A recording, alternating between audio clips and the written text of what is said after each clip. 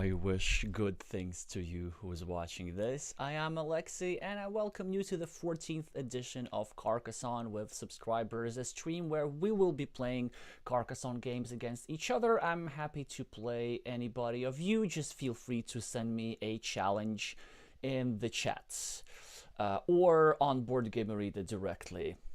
You know how this works, probably. Or in case if you don't, in case if you're new over here, all you gotta do is either send me a challenge on Board Game Arena or just write a message in the chat on the YouTube stream with your Board Game Arena screen name and I can challenge and I will send the challenge to you.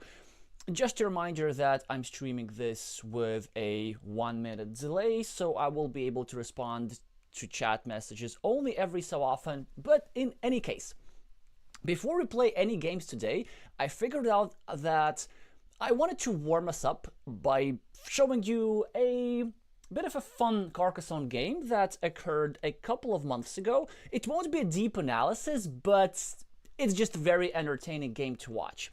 So our protagonist here will be the Ukrainian player Paavo, whom you may remember from our last stream. One of his games was featured in my Carcassonne viewers game analysis episode.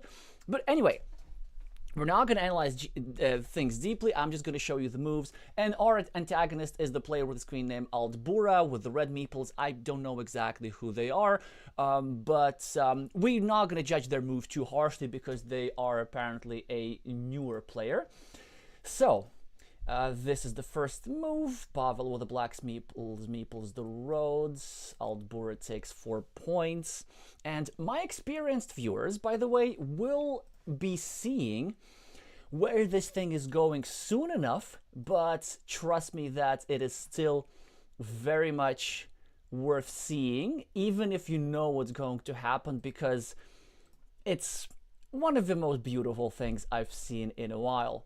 So Albura, our opponents, drew an early farmer and they are attempting to block our city. They're now making a little mistake here, trying to so they should have meepled that road, trying to share our road. They're trying to block our city unsuccessfully.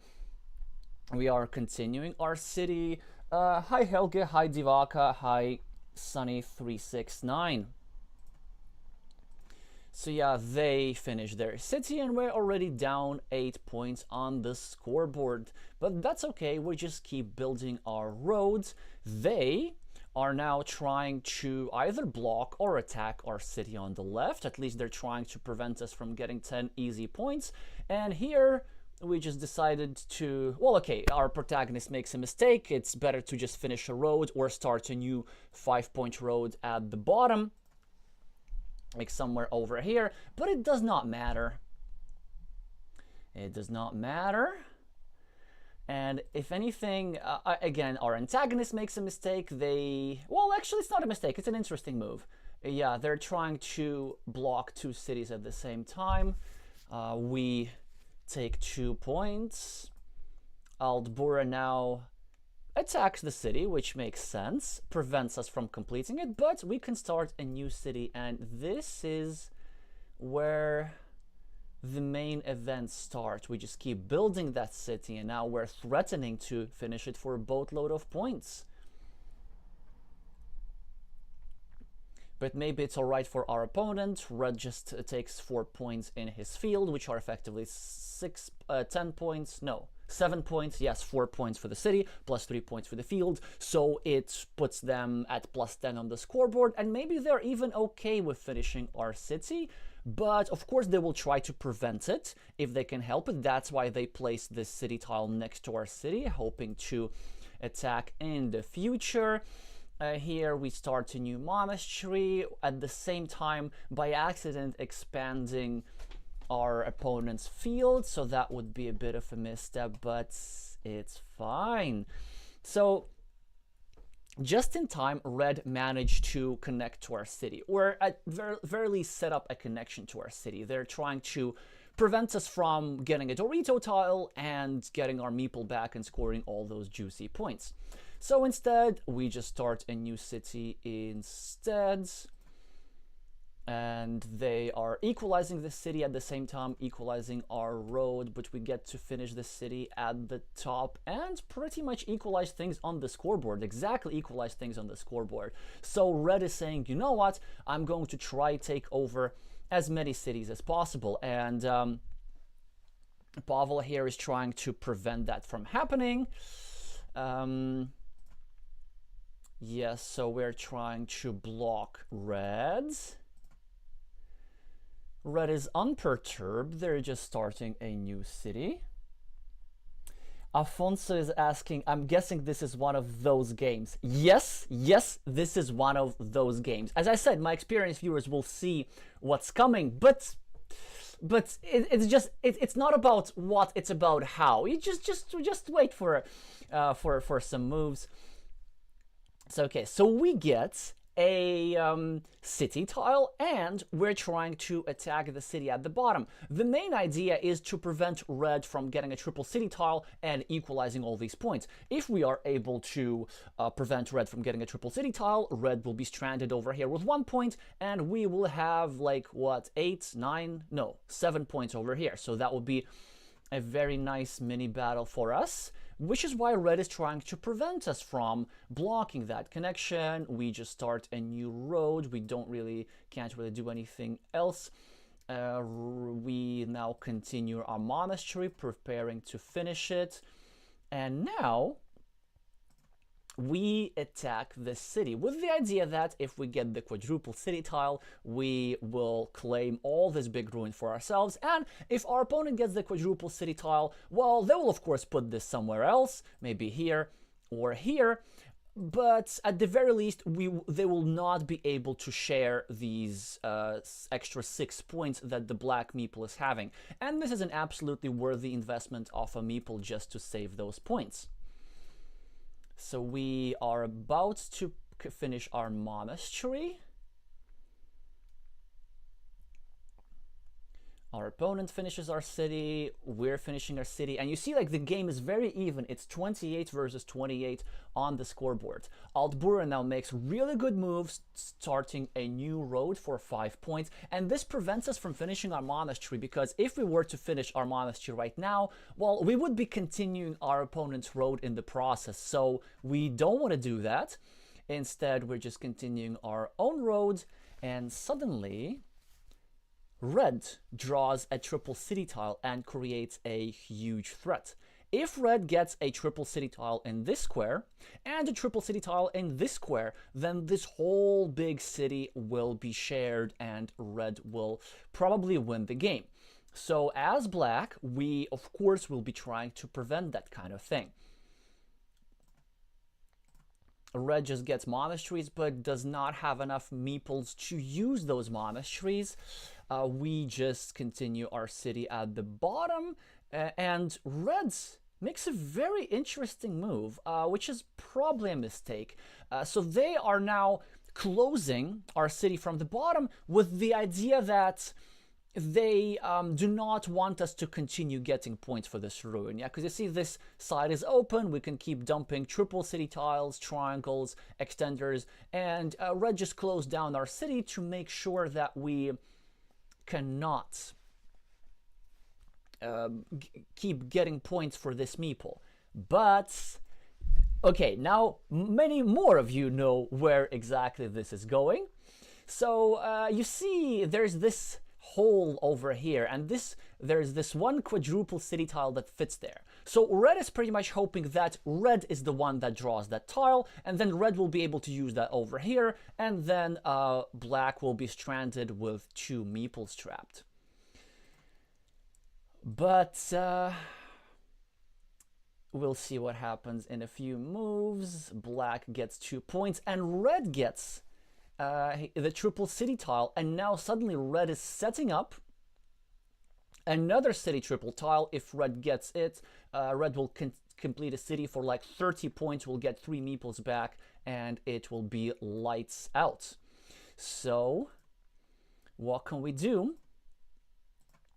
Pavel just starts a new city, and red tries blocking us, and now This is where Pavel sees an opportunity. For now, we can't do much with the road tile, but red also can't do very much with these city caps, and now comes a brilliant sequence from black. I'm sure many of you know exactly what black would play over here, but maybe comments in the chats if you know what it's going to be. So black here finds the best move and places the city like this. It doesn't do anything for black at the moment, but in a few moves you will see exactly what this move does.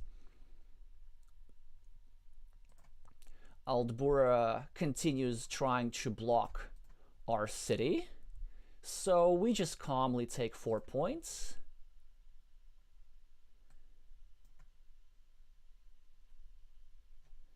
Then our opponent gets another city cap, and this is where they make a slight mistake. Instead, they should be placing the city cap somewhere out in the open, maybe facing somewhere upwards, and you will see why in a second. Now here, Pavel plays another brilliant move. He places this tile over here. This is not the only possible move, but this is one of the few possible moves, and you see what's happening now. Now our opponent won the coin flip for the quadruple city tile that if black would get, black would put in this square, and then black would finish the city. So success for red, right? But wait a minute. Where exactly is red going to put this tile? It doesn't go over here, it doesn't go over here, it doesn't go over here, and according to the rules of the game, red has to use this tile. Red cannot discard this tile if it fits somewhere. And there is one place on the board where it fits, and this is the place right where red does not want this tile to go. So red thinks for a minute, tries to find some sort of move that doesn't lose him the game, only to realize that the only square on the board where this tile legally fits is this square that finishes black city and loses red a boatload of points, 32 points. So just to rub it in, not only was black able to complete this huge city, but red was forced to help black to finish this city. The forced quadruple city tile motif is of course one of the favorite tactics of many Carcassonne players, but most of the time it is something that only occurs between the lines. There's a hint of this and it never actually happens. It maybe happens in once every 3,000 games or so, and even when it does, it's typically only for a couple of points. But here, look at that, a juicy 32-point city, and this is probably the most single beautiful instance of the forced quadruple city tile that I personally have ever seen. And black, of course, saw that from miles away. And this is why black placed this triple tile over here earlier. This was to make sure that if red were to draw the quadruple city tile, there would be no square on the board other than the square where black wants this tile that red could place this tile. So black was setting up this opportunity from miles away, and red, unfortunately for them, didn't see that.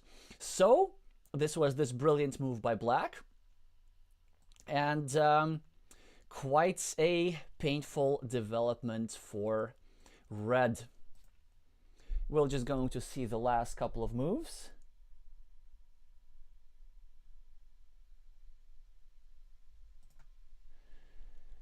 And red meeples a farm, and black meeples an 8-point monastery. Red gets a 4-point city or something. Oh no, red gets a 3-point field.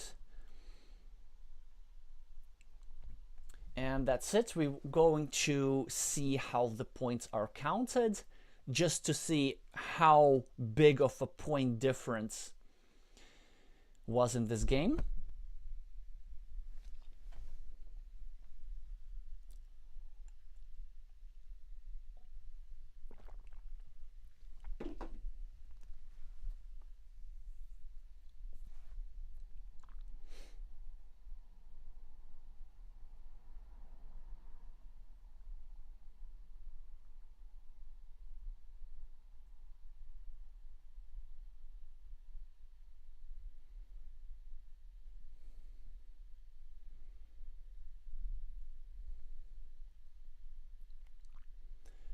So as you can see, black wins plus 42, so most of the point difference comes from this huge city, which red was forced to complete for black.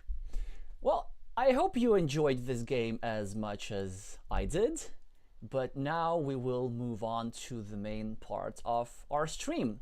Okay, so we have already 2 challenges. So actually, I want to ask, like, so which one of them was first? Is the one that on top, is that first or is that second? I'm not sure. It makes sense to go from the top, so you're going to start with Daka, and then Osnoc is going to be next.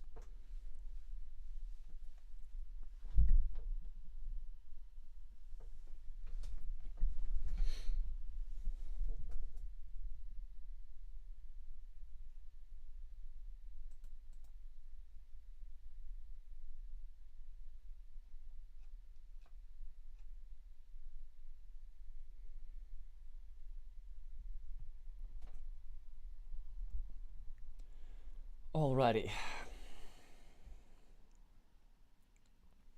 Okay, I get to go first. I really need this starting player advantage because, to be honest, I don't feel like I'm in great shape. You know, like sometimes after months of diet, you just let yourself go.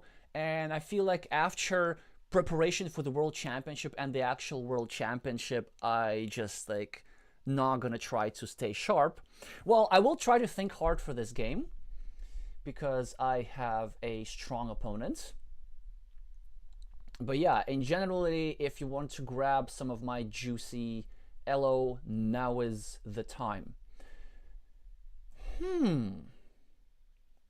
That is a good move, I think. Although there is some scenario where blue is forced to place a tile into red city. It happens about 2% of the time. Well, what do we do? I think it's okay to continue our city like this. I'm also going to meeple this road just because this is the only road. So of course our opponent continues here. They're trying to connect to our city, which makes sense.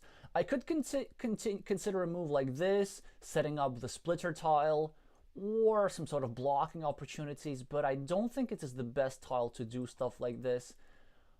I generally want to use a city cap for something juicy like building cities, so let me just start with that. Well, now we know that this would have worked, but this of course was not the reason to spend a city cap on such a move.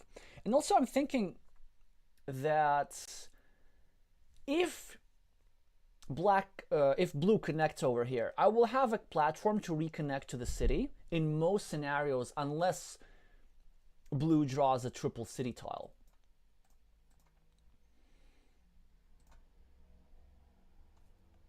Okay, I will just continue my city peacefully.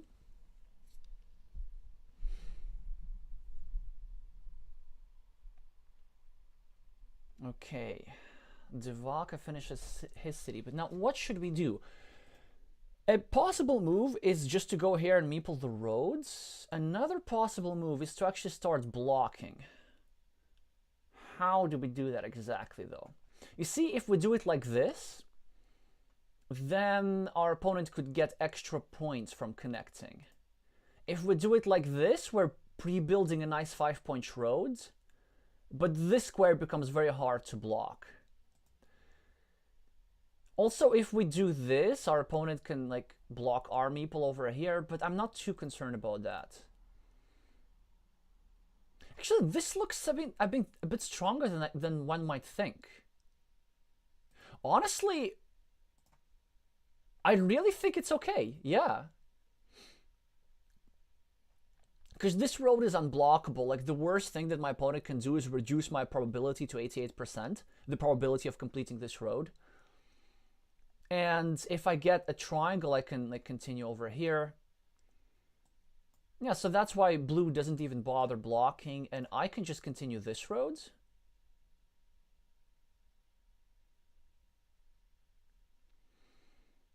Well, blue is dangerously stacking monasteries, and here I think we should just bail out. Take some quick points. And still, our position is not that great.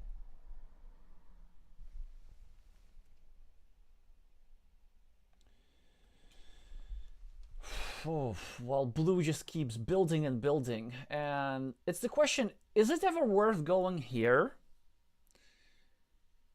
Just to sacrifice 1 point on making blue's development less harmonious? I could get 1 point over here, but honestly, I start feeling that these sort of blocks are worth it. Just because they're a bit awkward for our opponent. And okay, great, I get a free point. That's amazing. That's fantastic, actually. I see what they're trying to do. They're trying to set up a block. I'm not sure if they have the right probabilities for that. They might. Maybe that's a decent move. So, we still need to try and play against those cities. I could do something like this and maybe set up 2 blocking platforms. Honestly, not the worst thing in the world. But then if my opponent gets a monastery with a road, that's like completely devastating. But still, 2 platforms, that's what makes it kind of powerful. And if my opponent gets a defense, unless it's a crossroads, if it's like a straight line, they put it over here, then I can meeple another road. I think I'm going to make an exception. I think it's an okay move to play it now.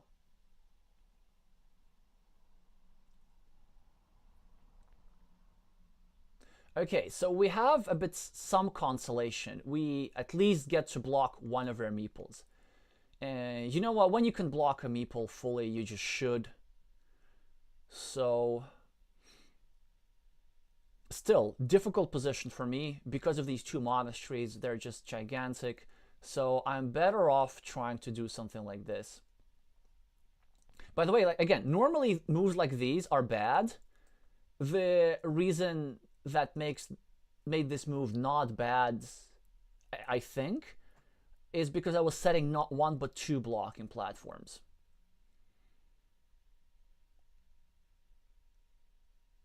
What do? I have no idea.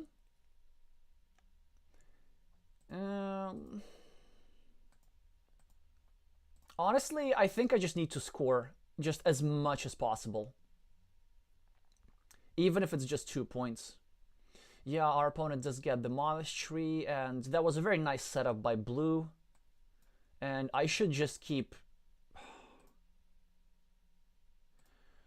Well, I do get a chance to score. Now I'm kind of wondering how exactly do I do that, and what do I meeple?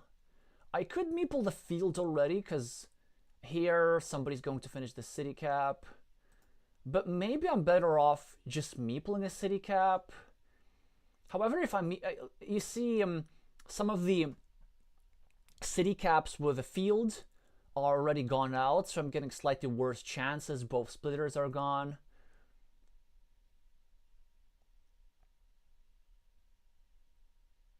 How much do we care about giving our opponent a free city cap? You know what? I'm going to do it anyway, just because I need to be like as efficient as possible. I really hate giving away a free city cap. Okay, so our opponent finishes their monastery, and they do it in such a way that obstruct our road, but honestly, this is not that bad, because there's still 2 tiles with which I get meeples back. Now I see some problems for me. I could go here trying to eat up the city, but then this square becomes much more blockable. However, the upside is absolutely huge. It's gigantic. I take this, but I don't think it's quite necessary to get desperate yet, so I'd rather just play normally.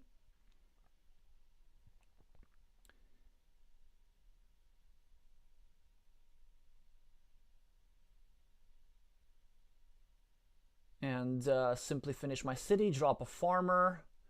Okay, that's great. So they're continuing their roads. I get to continue my city. This is huge. It just consolidates my position so much.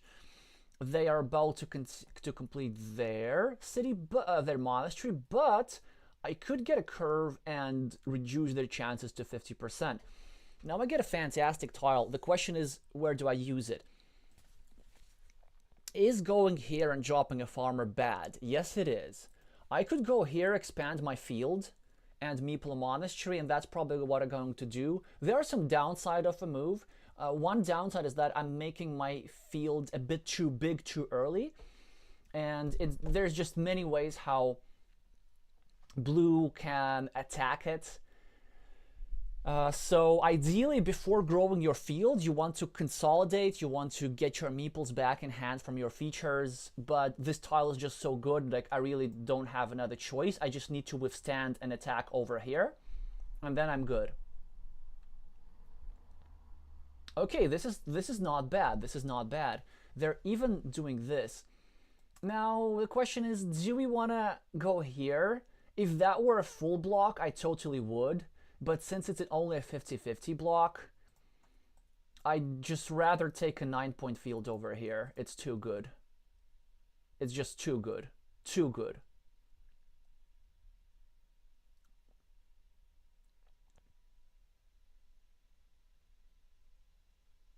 And in some scenarios, I get a divider, put it over here, and I can score twice for these two cities. Like I can have a 15-point field with like 5 squares.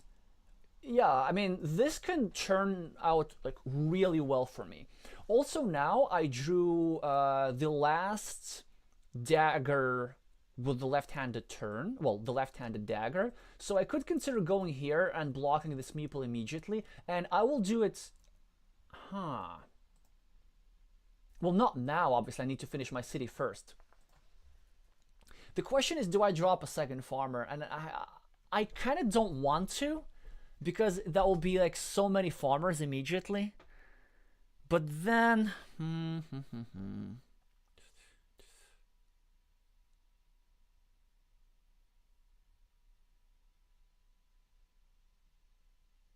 But then if I don't do it, my opponent does it.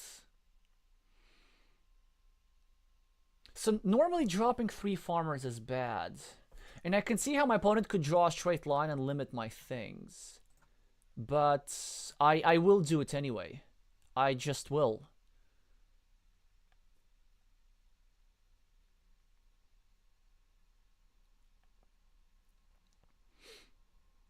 And there are some reasons for this. So my plan is for these meeples to never get connected. That's why I'm just going to start building barricades. I'm going to have a 9-point field over here. Maybe even a 12-point field if this gets completed. And I'm going to have a 12-point field which I build with 2 meeples, which I hope to turn into an 18-point field.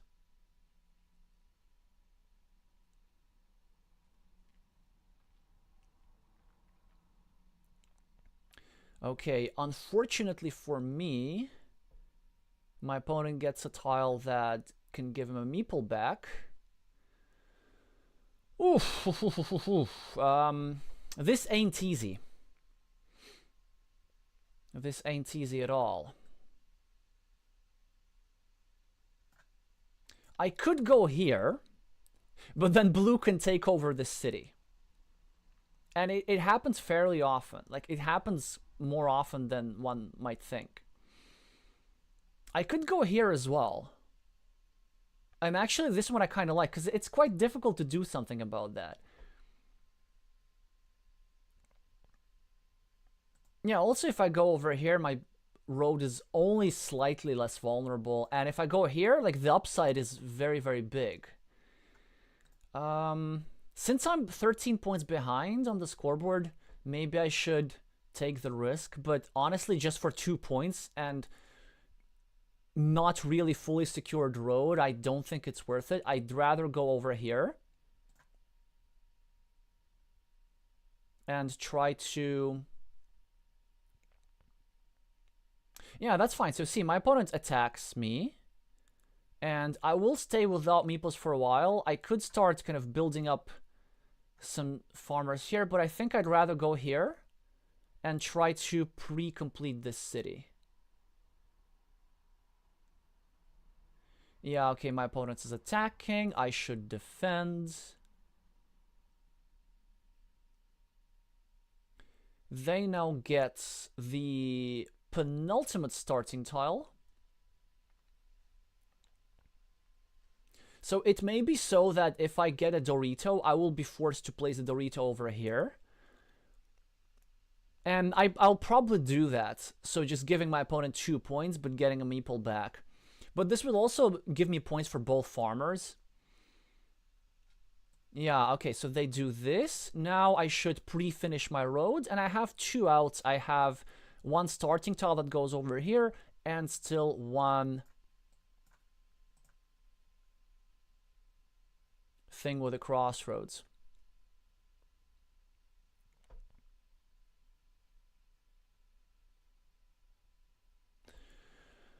Okay, we have a straight line. Not much to do with a straight line.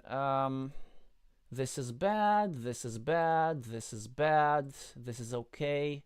I think the best move is to go here to try to slightly limit what my opponent can place over here for blocking. So this will take away 2 triple city tiles from my opponent. Ideally, I want to draw a curve and put it like this so that the square becomes completely unblockable, but you know, I can only do so much. Nerheim is asking how's the waiting line looks like. So there was one more challenge after this. The next one was Osnoc. After that, I don't know because I can't see. Hi Vika. Okay, I'm going to play this move because there is some obvious value. It's not going to work out, unfortunately, because Daka gets a blocking tile anyway.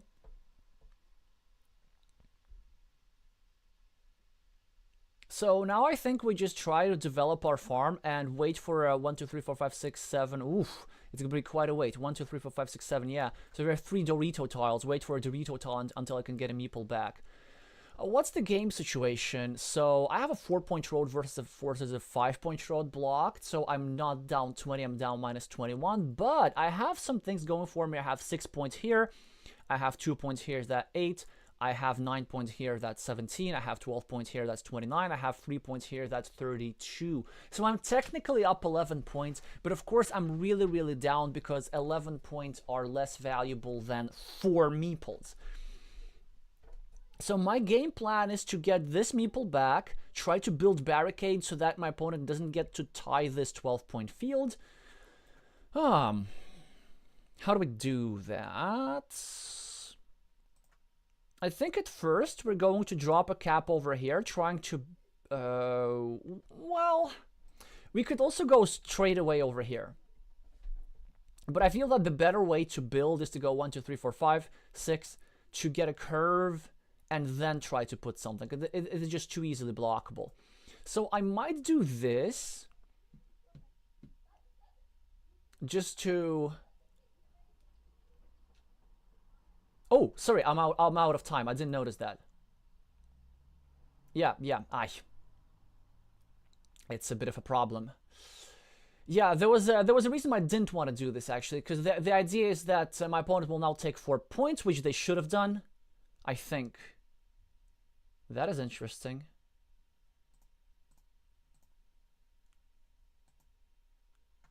Let me try to do this.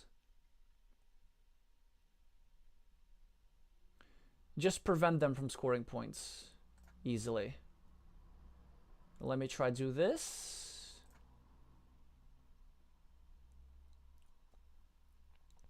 I assume they're now going to block me. At least that would make sense. Okay, now I get my shared meeple back, and I just pray that my opponent does not get a field connection tile over here. I need meeples, and I need the 1, 2, 3, 4, 5, 6. No, it's a perfect field connection tile. That's a shame. And I can't even block that. Yeah, that's of course is a very big problem for me. And I don't know exactly what to do about it. Well, was there a win without finishing our shared city? No, I don't think so. I think I just needed to hope that my opponent does not get the tile. I will maybe have a opportunity to reconnect.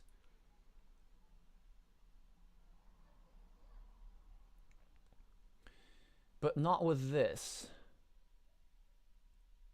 And I can't block either. I just need to get a bunch of curves. I need to get 2 curves to complete this block. Then I'll be fine. Honestly, not the tile that I wanted. But we'll just need to live with it. Okay, so now let's count Doritos. I think there should be 0 remaining, actually. 1, 2, 3, 4, 5, 6, 7, 8, 9, 10. Yeah, there's 0. So this move makes sense. Are there other city caps? 1, 2, 3, 4, 5. Yeah, there are city caps. So kinda I should... I guess it is correct for me to block. On the other hand, I think there's like... Yeah, there's 2 city caps remaining. There's 2 of them. So, unfortunately, I think that this is still correct. Yeah, well, just to not give my opponent that chance of quickly getting some more points.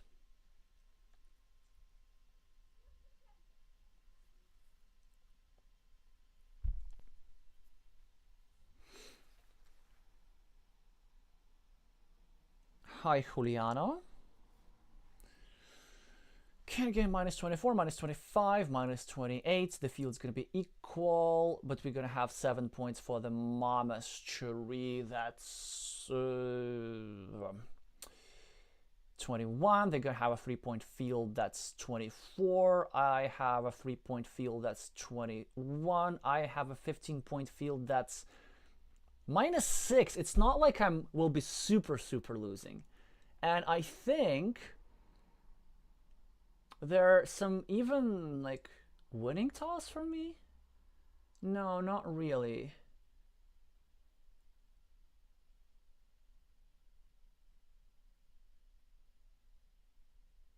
Okay, I see a winning motif.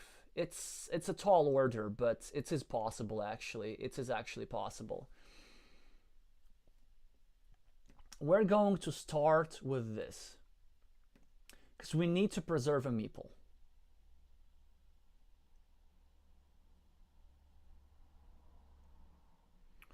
Yeah, this is not the thing that we needed.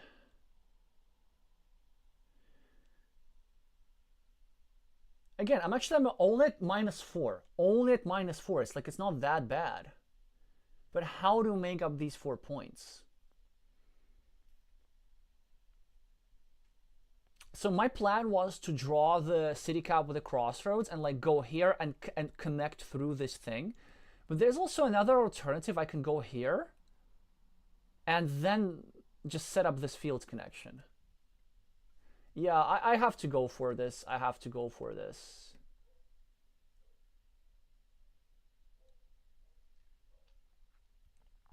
My opponent is about to score 7 points. And all I can do is just watch.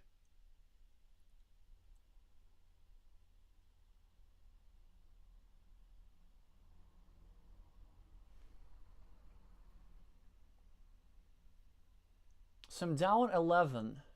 And the best that I can do is get 12. Well, I should try getting 12.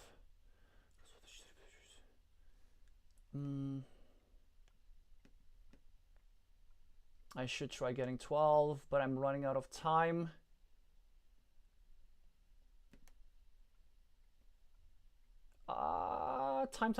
Time. Okay, let's just go here. I'm not seeing it.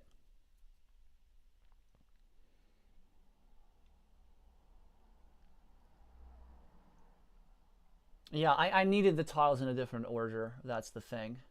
So now I just need to like hope for a crossroads, and I just don't think there's a win. Well, yeah.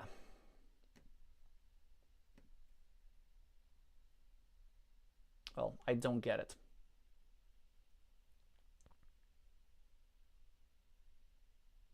Maybe I had another plan. Maybe I could have just tried create squares to drop. to drop things into my field. Maybe that was the plan. I'm not sure. Do let me know. Do you see any winning ideas that I don't see? Because at least, like, for me, like, this winning plan really almost worked. Like, after I finish the city, if only I can manage to dodge a field connection to block it somehow before my opponent manages to drop a meeple, this kind of should be enough, because then I can just, like, continue playing normally. And also with the second farmer, it's like really tricky, because you see, if I put this, I have few meeples, but if I don't put this over here, well, then my opponent just equalizes a 15-point field, so I kind of needed to protect that as well. And you see, in the last couple of moves, my opponent got just a boatload of city points, so that was 8 and 6, like 14 points. That's kind of the entire point difference came from the very, very end, so I don't know, I think the plan overall was alright. Maybe I missed some tactics or something. Well, anyway, good game, Daka. And Osnoc is next. And then it's Sunny.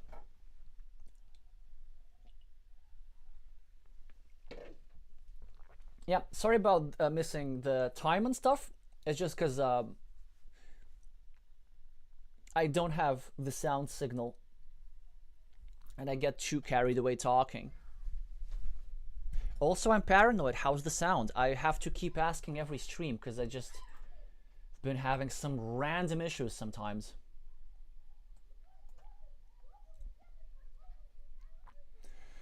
Alright, well, here we're playing against, of course, a very strong opponent in the second position. So that's not great. But we get the first city cap, so that's something. Honestly, I think that with two random opponents, even after I'm on the lead, I'm on the scoreboard 4 versus 0, red still has a slightly greater winning chance. Okay, here the standard move is starting a new city. It leaves a piece of road, but nothing. Oh! Okay, I did not expect that from you. Mistake.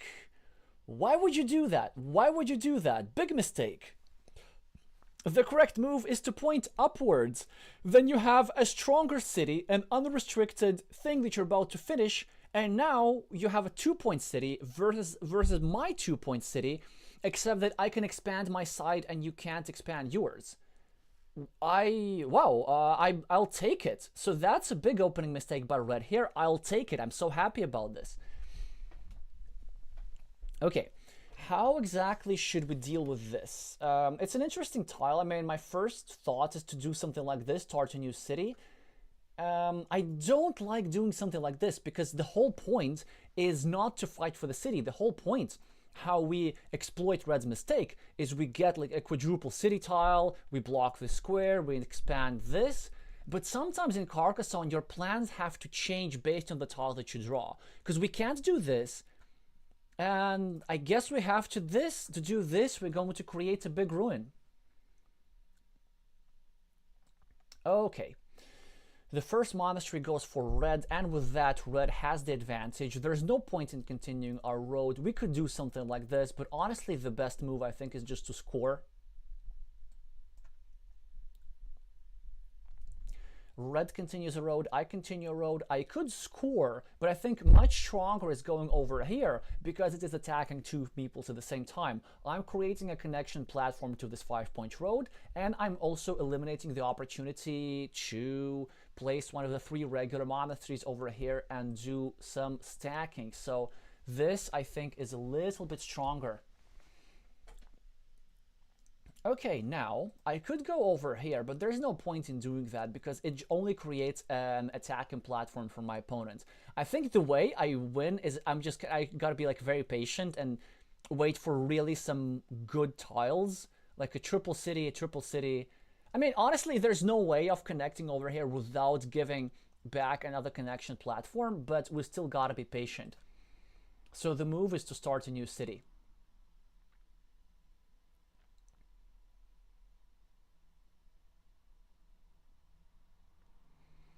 The best move for reds, well, there are two good moves. One is to go over here on the left, and one is to go over here, start controlling my roads. Yeah, there you go. I knew that. I knew that. It's a good move. Because with the idea that red can grow his road, and red can grow his city piece, but I cannot grow his my road anymore. So for example, I was going to continue my road and start a new city. Now this kind of stuff is not possible, and I don't really have a good spot to start a new city productively. So I'm just going to finish the one that I already have.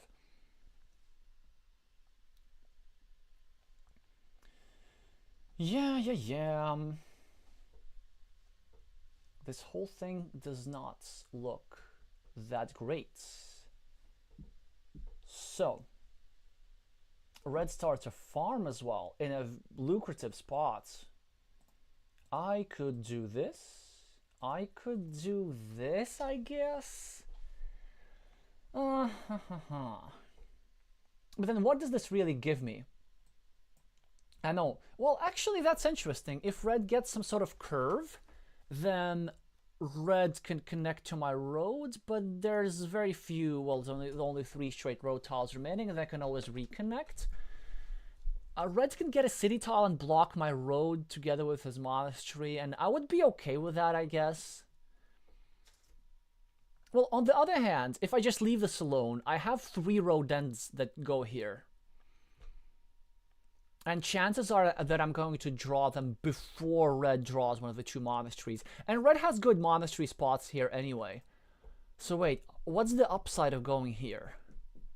Also, like, if red gets a triple city tile, then sometimes my meeple gets tied up and blocked here as well. Maybe we just YOLO. Maybe we say, you know what, I'm gonna try a win like this. This is not the worst move. You know what? After studying some Japanese games, especially the games of Takafumi Mochizuki, the play with screen named Pentatron, I started treating much more seriously the creation of the threat of having a large-size completing city. You know, kind of the 100 elo strategy. It sometimes works really, really well. And honestly, like, if I play a move like this, I do get to finish the city fairly often. Shall we try it for the content? Shall we try it for the content? No, it's bad, because I leave this guy blocked. So, this or this? These are the only 2 questions. I'm gonna go with this move.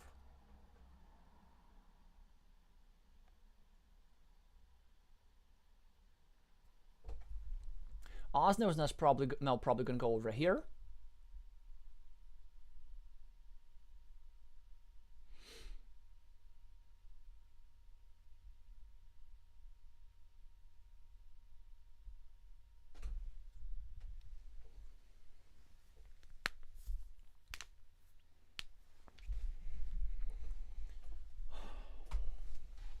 Yeah, I don't know. Starting, like, also leaving this 3-piece road is not ideal.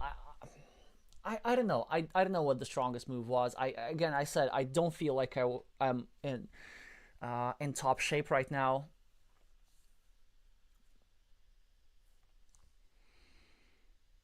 I think this one's alright. Because sometimes the 3 points that my opponent draws is the triple city with the road, and this really locks down this field. Okay, or that. This kind of makes my move way more obvious. Way more obvious. Okay. Yeah, that's a good move. It prevents me from expanding my city, and it also expands my opponent's field by a lot. So, I could go over here and ruin monastery spots for my opponent.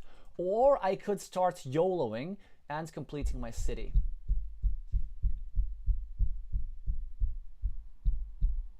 YOLOing is not bad. Because my opponent will be kind of forced to attack, and that's really not bad. But this is so appealing, and yeah, it's just too good. It's just too good.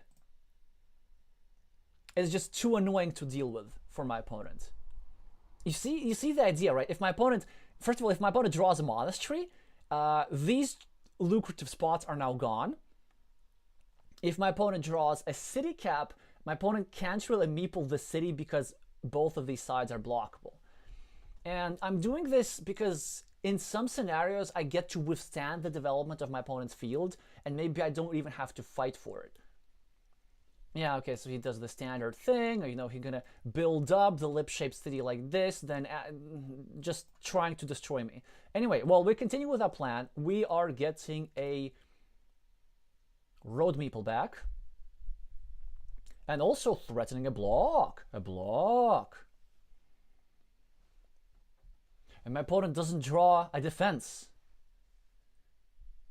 You see, he just like calmly starts a new city. Okay, now it's time to go YOLO, I think. Which way? This way or that way? I think this way.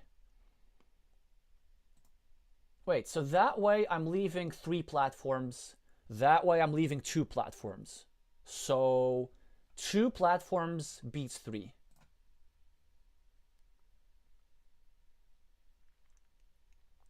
Okay, now it's the time. Now it's the time. We're saying we are giving our opponent an opportunity to block, but they will have one chance to block. Also, I kind of need this tile to go here, because if my opponent gets a triple city, then this is the tile that I will need to unblock my monastery, but I can't put a city cap in my opponent's field. Now is the time. If we get it, we get it. If we don't get it, we don't get it.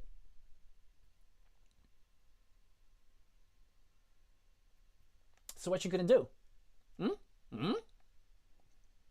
Try and connect? Well, let's try and connect.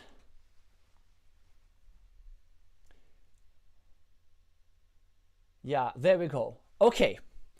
You know what? You know what I'm thinking. You know what I'm thinking. I want to do it so bad. I want to do it so bad. Just flip for the game. Just go here. And also, like, my opponents will stay without meeples for longer. It's just so good. It's just so good to do that. Okay, fine. I'll play the correct move. I'll just get my meeple back. But then if I get another city cap, then I'll go for the content.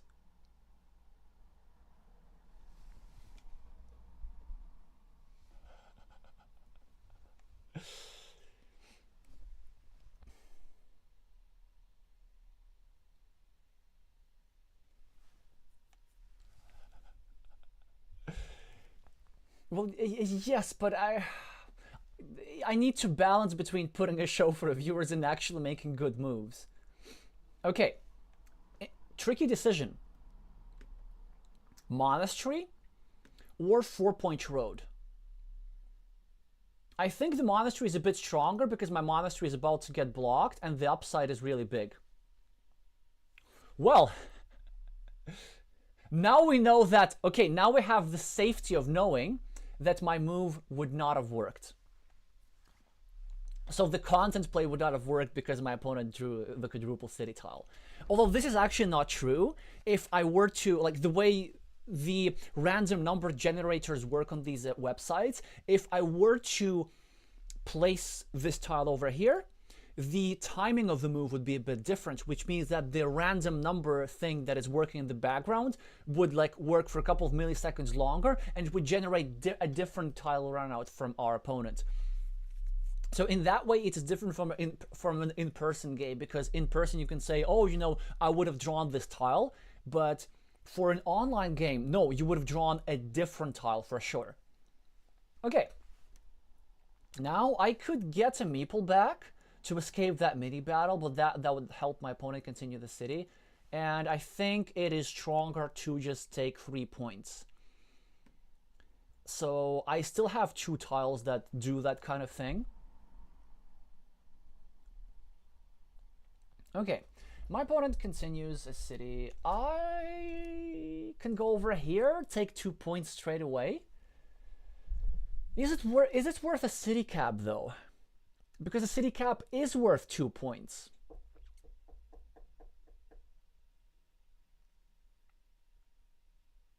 Maybe this is okay because of my meeple majority. You know what? It's not that bad, this move. I will have 2 points of a mini battle, and I'm threatening all kind of blocks over here. So maybe that's not bad. I could also just start a new city somewhere.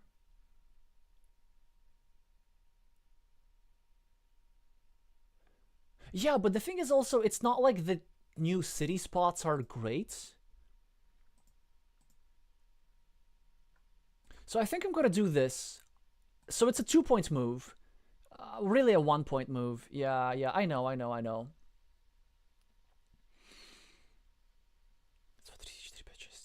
Okay, do we get a meeple back? Raz, 2, 3, 4, 5, 6, 1, 2, 3, 4, 5. My opponent could get a straight road and go over here or something. Or maybe I go here and farm and restrict the roads. Because this is a monastery spot, right? This is just a monastery spot. I could simply start a new road.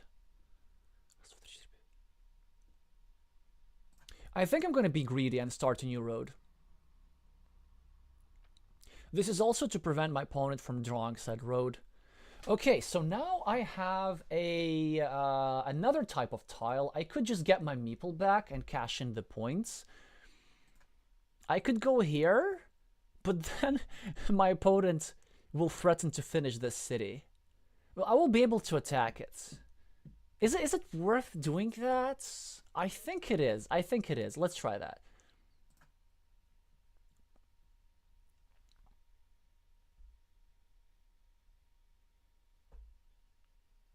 Well, yeah, that's what I was afraid of. So my opponent is meepling this, but I have some meeples to work with. Is this move cowardly?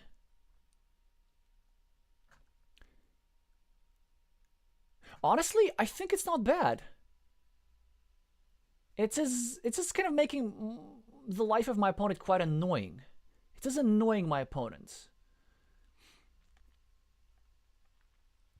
It is delaying the retrieval of this meeple, and a 50% chance that it is delaying it forever, and I get a small field, and maybe I get to drop a farmer here, sneak around that side, and win the farm outright. So I think that this move was okay.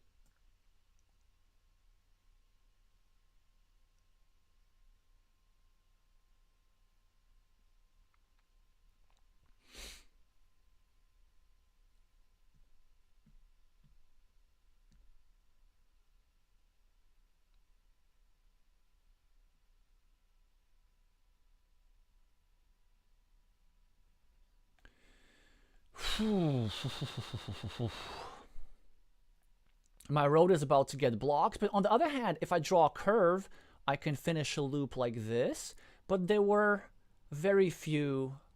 Well, there's some curves remaining. Okay, now I think I should do something like this. My original plan was, of course, try to connect to this ruin, but I think we just need to prevent the worst case scenario. So we just need to make sure that that ruin does not get finished.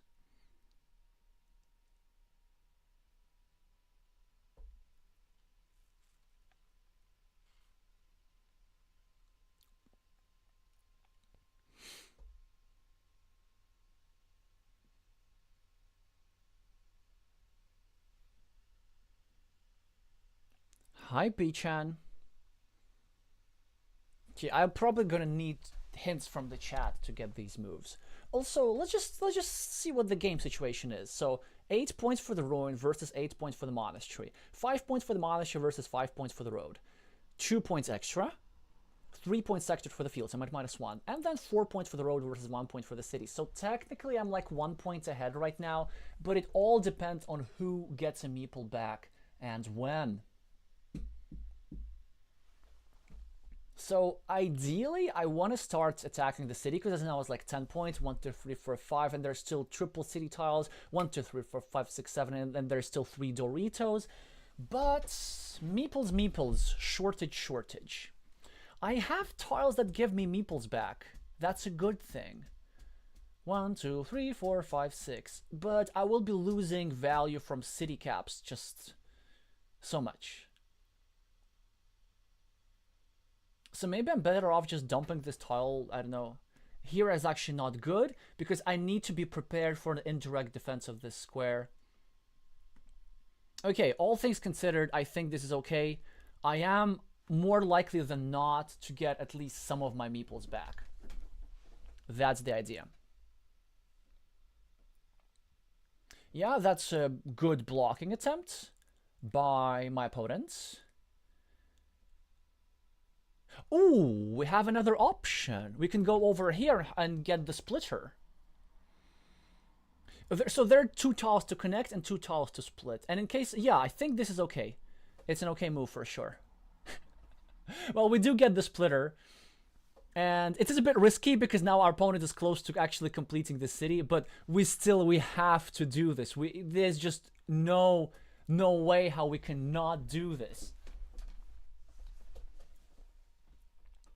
Okay, so this makes my decision significantly easier.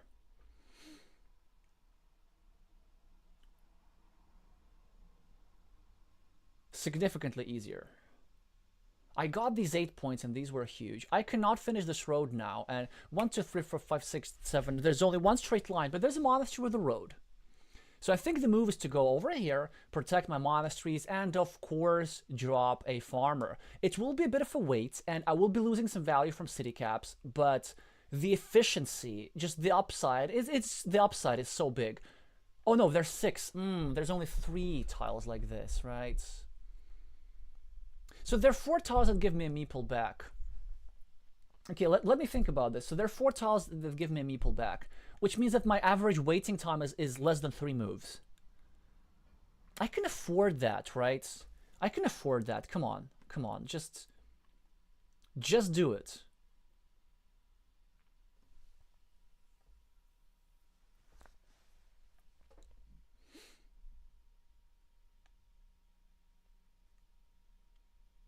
Yeah, Afonso is now about to make an attempt to finish his big city. I think that's probably the move for him.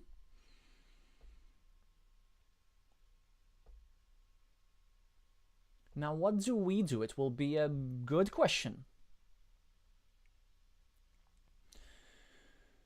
I think we need to review the game situation. So this is an option for sure, but it's not a good move because there are still tiles that go over here, and actually quite a bunch of those. So he will getting his meeple back, and he'll go at +1. His city is like 12 points now, but my monasteries are more.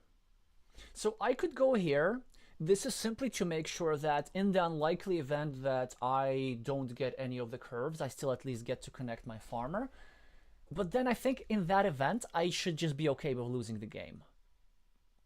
Like, I don't think I can win without a curve. I could go here, and, well, this gives me multiple more outs to get a meeple back, and this is quite appealing. I get 2 more outs, actually. 3 more outs. But also my opponent gets a chance to block. You know what? I think 3 more outs, it's not a bad idea at all.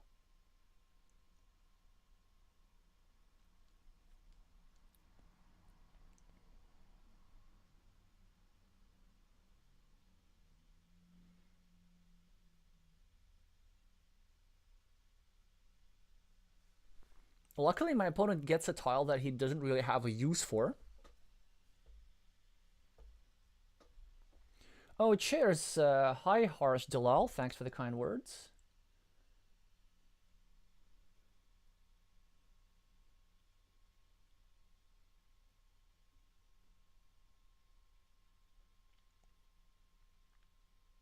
Beautiful, beautiful move. Osnoc is trying to connect to the farm, and it's unblockable. It's unblockable from both sides, and if he gets a curve, it doesn't matter how exact you turn the curve. Okay, so that's fine. I'm losing this farm, but I was losing it already before. Let's just see. 1, 2, 3, 4, 5, 6, 7, 8, 9. Ooh, this move looks enticing, but it will still be possible to finish that city. 1, 2, 3, 4. This is also really enticing, but it will still be possible to finish that city. Honestly, I think the move is this. Just trying to develop our own farm over here.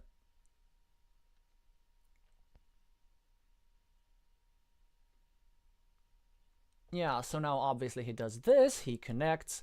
I still have only 2 curves to give me a meeple back, but I could do this, and this would give my opponent only 1 tile to get a meeple back. Only 1 tile.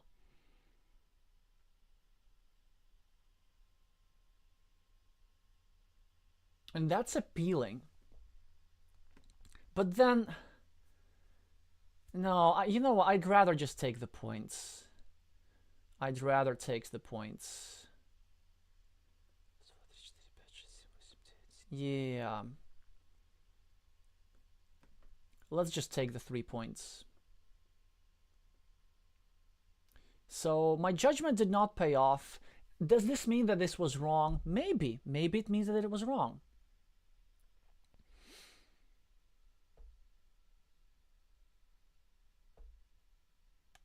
So I have a 9-point field, my opponent has a 9-point field. I have 2 monasteries, my opponent has a ruin. I just need to get a meeple. I have still 3 tiles that do that for me. How about we do this? Because this one actually gives us a monastery point, and it protects this connection because there's still 1 more tile that fits here. I think I'm gonna do this.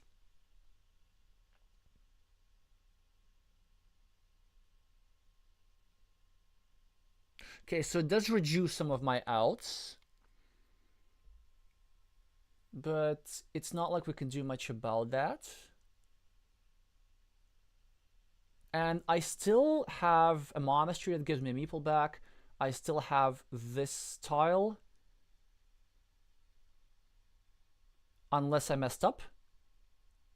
No, I did not mess up. There's still 1 more tile like this.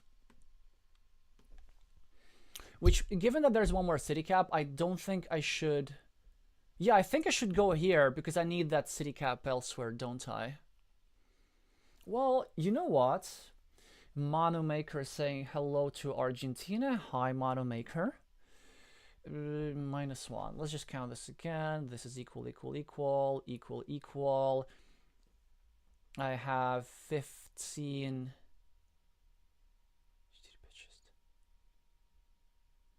14, 16, раз, два, три, четыре, пять, шесть, восемь, девять, 10, 11. So I'm technically at +4.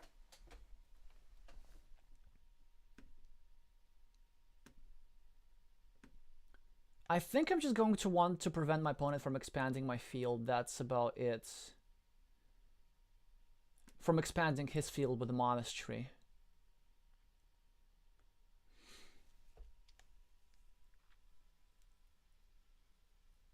And then this also gives me a chance to like get a curve and drop a farmer here.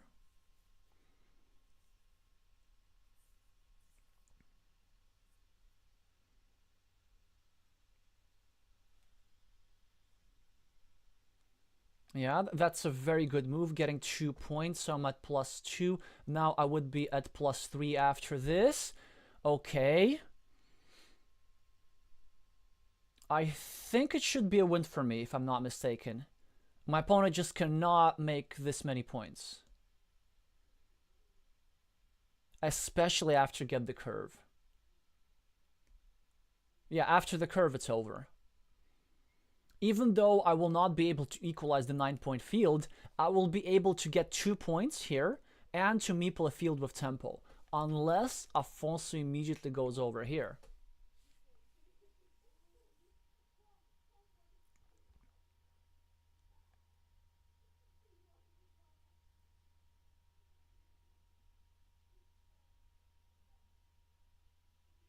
Yeah, so he goes over here trying to connect, which of course makes sense, but then I get 8 points without the investment of a meeple.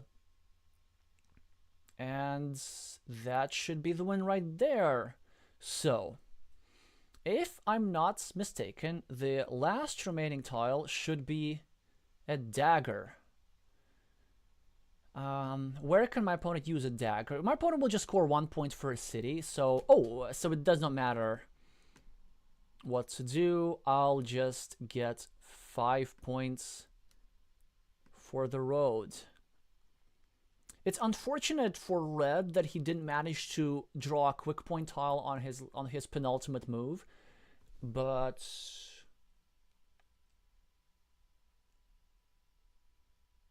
I'm not sure if there was a win for red unless red gets all curves.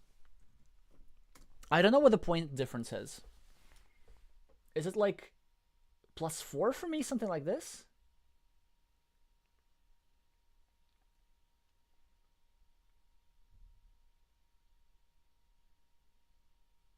Let's see.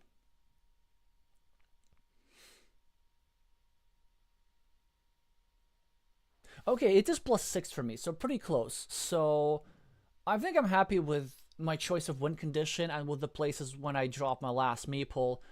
This move was crucial for the opportunity to win. It's the flexibility of that. The opportunity to either split or connect to the ruin. And well, these 2 points proved kind of important. This is just was important to realize that the value of a city cap is 2 points, and we're basically breaking even here by making this move. And I only made these moves because there was no real good spot to start a new city. So, well, anyway, at least I won against somebody today, so I'm happy about that. So I think Sunny was next. Let's see.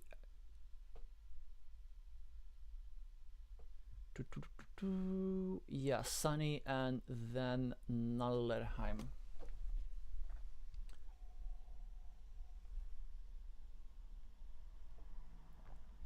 Yeah, Vika is saying you can still connect to the road and upward from your road. Yeah, referring to the field connection up top. This is true. I saw that indeed. I just didn't talk about that in detail. But of course, I get the meeple back only with a curve. Hi, Glavier. Oh, look at this. I get the best starting tile in Carcassonne, and I'm the first one to play, so that's nice.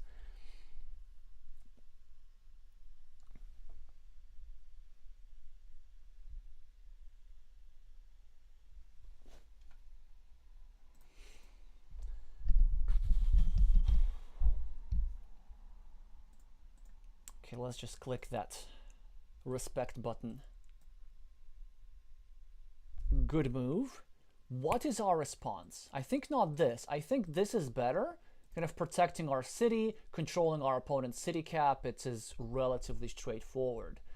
Now, blue's option here includes either meepling this 2-point road directly or going over here, putting pressure on this square, and meepling a 2-point road indirectly.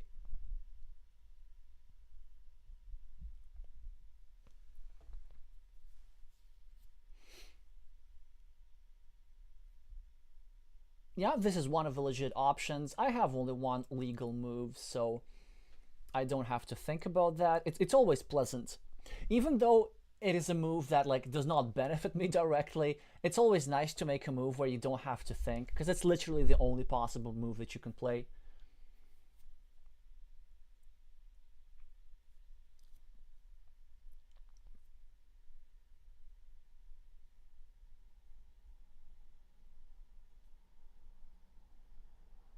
Yeah, that's good.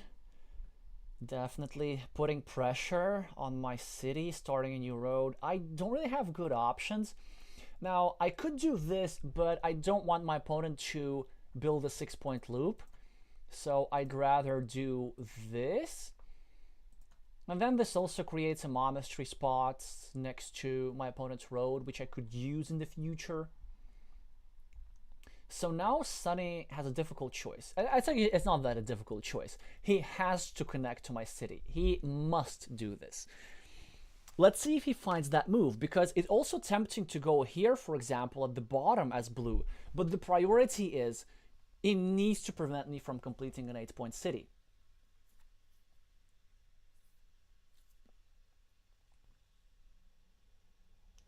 This is a decent move for sure, because it secures his road, it continues his city indirectly. but I still think that the priority here was to prevent me from completing a city. Maybe he decided that he can use this later. You see, the thing is, this looked like a dangerous situation for blue, but it really wasn't just yet. Because if I were to try block blue, the only way how I could do that is by adding points to blue city, it's just not something that I'm going to do.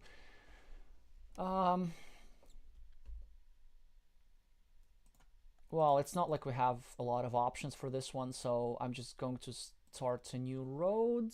Oh wait, no, maybe I should have connected to my opponent's road instead. But I have some considerations about this. Yeah, okay, so now blue gets the thing. So you see, like, blue got the opportunity to connect to my city, but the truth is that the order of these moves should have been reversed. Okay, do we go here? We risk a block, but if we get blocked, then my opponent is adding one more tile into my city. Yeah, I kind of like that move. I think it's actually stronger than one might think. Because my opponent actually just does not have good blocking tiles.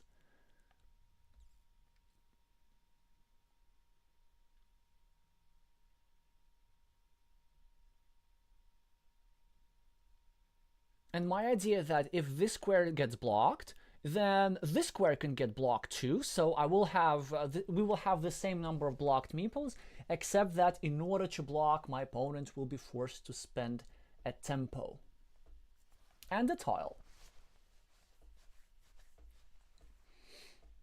Yeah, also, the reason why I started a 2-point road instead of an equalizing a 3-point road, there are several reasons. One is I can actually get a loop, whereas this road can only be finished with a road end. And another reason, if I were to connect to this road, it would indirectly protect this square of my opponent. Because now if my opponent just continues his road, I will be able to attack from here.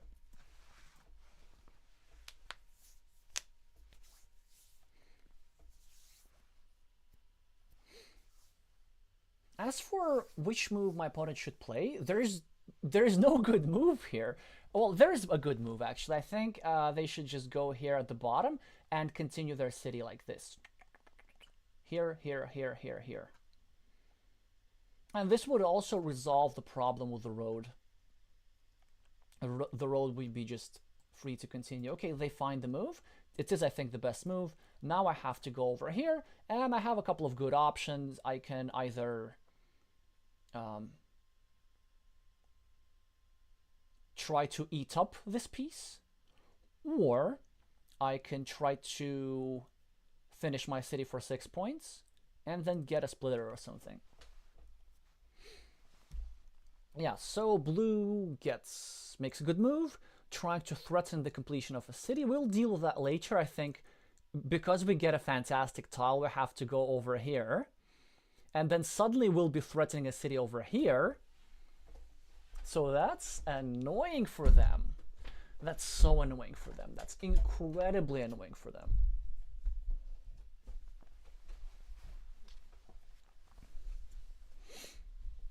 Like, what do they do? Honestly, I think they should be patient and they should wait until I connect here. This would create another connection platform, so they would be able to connect here. And I think they should just go here and break my ring road. Yeah. When you do stuff like this, don't connect to your opponent's road. You only connect to your opponent's road when you're up on meeples, which blue isn't. The stronger move is to turn it upwards, because then blue's road is unrestricted, whereas my road is restricted. Now I don't need to worry about this meeple ever, because this meeple is tied together with this meeple. Now, what do I do here? Do I go here? No. Well, maybe yes. But there's still 4 tiles remaining that fit into this square. I'd rather go here and try to run away with this city, maybe like draw a city cap ASAP, And then if my opponent draws a splitter, okay, they give me 8 points. And if I draw a triangle, I put it over here and I'm happy. So I think this is stronger. And also the reason for that is now it puts me at 1 tile away from completing the city. And also it does not create this many extra platforms, because imagine if I were doing the same move but with a Dorito with the road, it would give my opponent starting tiles, city cap of the crossroads, stuff like this. Now my opponent can pretty much connect only with a like regular city cap tile or something like this. Yeah, but it was an option always.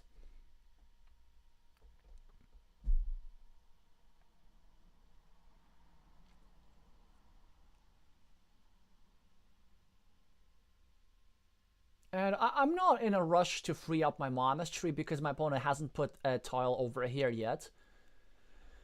Yeah, of course they connect, which they absolutely have to. I still have outs for a splitter, which would be nice. I can also draw something to block this square. So now I think we should start taking care of this big city, but how exactly? You see, if I put this tile over here, then they could draw the tile that goes over here, and all that I will have done with this move is just make a block. No, make a block of the blocking square. So I think I need to keep this square open in case my opponent draws the tile that goes here.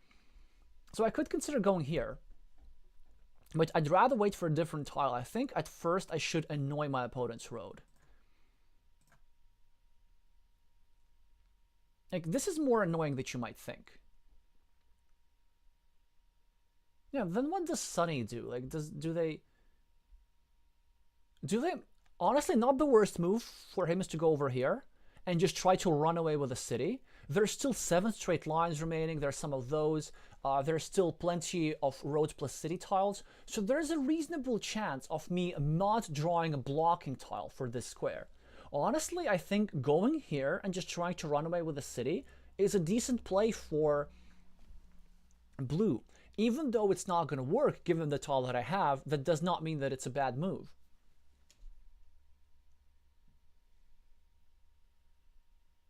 Okay, they try to go over there. Now I'm thinking, should I start connecting here? No, I really shouldn't. I think I'm gonna try and take care of this city now. Oh, wait. Ah! No. I should have... Wrong prioritization. I think it was better to start blocking this road. Aye. Fine.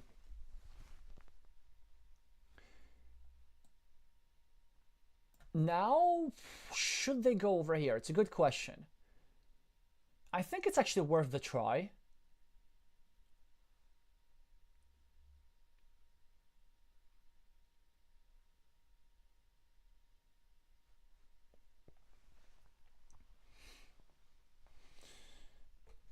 Well, at least that's good that with my move I forced them into a dilemma. So maybe that wasn't bad. Yeah, you know what? No, I think it's good. It's good. It's fine prioritization. I put a city cap over here, and then this block over here I complete with a curve. There's still plenty of curves remaining which I can't use. And Sunny's saying, you know what? I'm not going to finish a threatening city, which is great for me because now I get to do this. And now there's some scenarios how I get to block this city, but keep this square open to get my monastery meeple back. I'm not in a meeple shortage, so it's not going to matter like that much, but you know, every little helps. Ah, moment of truth. If we go here, our opponents can draw a straight line, which would completely secure them this city. But you can't play... Yeah, there's going to be a risk no matter what, so I think we just need to do this. They get the straight line. They will place this there. They should place it there just immediately. But it's fine. I will have compensation for that city. Yeah, they probably will complete it. They could even drop a... Well, if I have to drop a farmer in anticipation. Yeah, it's just a no-brainer. The question is, how do we do it exactly? Do we want to keep the board open or closed? Who has the long-term meeple advantage? Well, I have only a handful of tiles that go here. Only 3. But my opponent is about to get blocked over here. Well, my opponent still has like 5 tiles that give him a meeple back immediately. And if I go here... So do I want to just keep things tight? Or make this huge monastery spots? I am ahead by a bit, so maybe minimizing variance is okay. Maybe that's okay. But then also, I want to make sure that my field actually is worth something. So then if somebody gets a monastery, there will be an expansion of that field. And this, I guess it benefits me. It's a very interesting strategic decision. I kind of, this is what makes me like this game. I really like the decisions which shape board texture. And it's something I have been only recently starting to think about. So, do we have better chances in a point-scoring shootout or a tight squeeze? Okay, let's keep things a little bit tighter.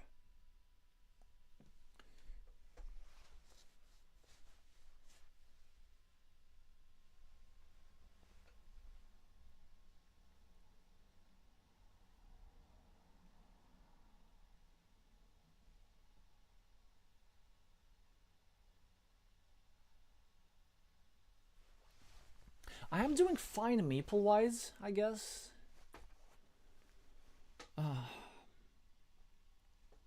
So Sunny could go over here, kind of immediately equalize the field, and then wait to connect through the Dorito. And then I could immediately anticipate the road and meeple it like this. But it might be a bit hysterical to do that. Oh no, okay, so they're just trying to save their roads, but it also reduces some of their outs, and I think this now gives me a productive move. So I could just try like purely shut things down like this, but I'm not even ahead yet. Well, I won't be ahead once the city is completed. And there are some scenarios how blue draws all 3 tiles that go here, and I get my meeple stranded. So I think I am going to try and prevent them from drawing good things.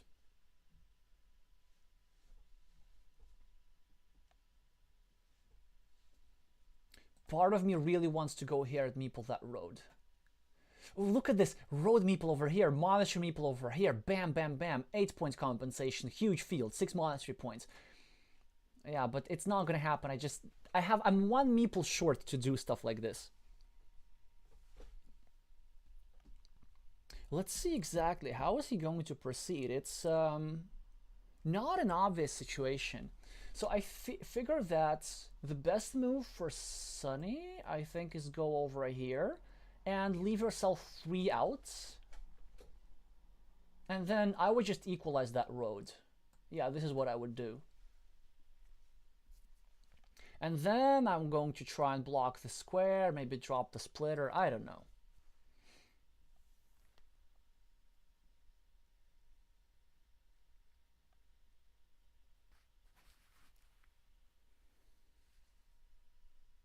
I need to remind you about something.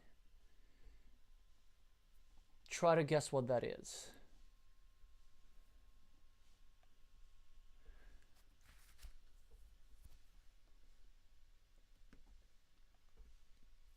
It has to do something with a button that you need to meeple. The like button for the algorithm, that would help quite a bit for the algorithm. So please do that unless you have already done so. Well, now I kind of don't really have options. I need to go here and equalize this road. There are also some scenarios how maybe I draw all 3 of these tiles and then this meeple gets stranded and I get to connect. Yeah, it's no-brainer.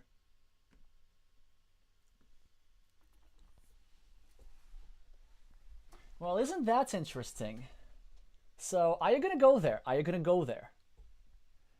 And are you going to meeple the road? This is a very interesting question.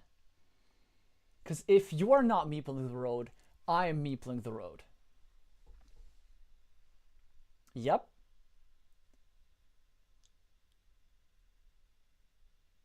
He should be meepling the road, I think.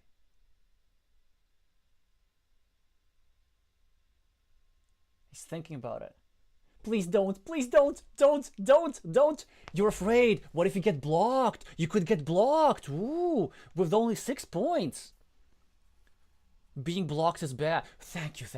Oh, thank you. I appreciate that so much.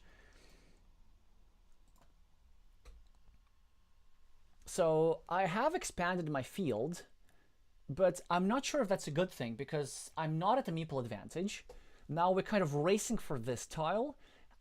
I am likely to get one of these tiles eventually, but before I do, it will be quite tricky for me to protect the field. For example, I think one of the best moves for Sunny is just to go here and drop a farm, and he can afford to do that because it's okay for him to leave an empty city cap because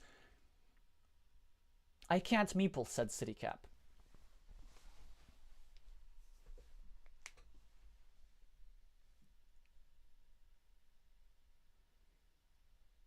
But then I get to continue my road. By the way, here, the fact that I'm spending my last meeple is not an issue at all. The upside is just too high for me not to do that. And I have multiple tiles to give me a meeple back. For example, any curve over here gives me a meeple back. Oh, interesting. I think that's not quite the priority. Well,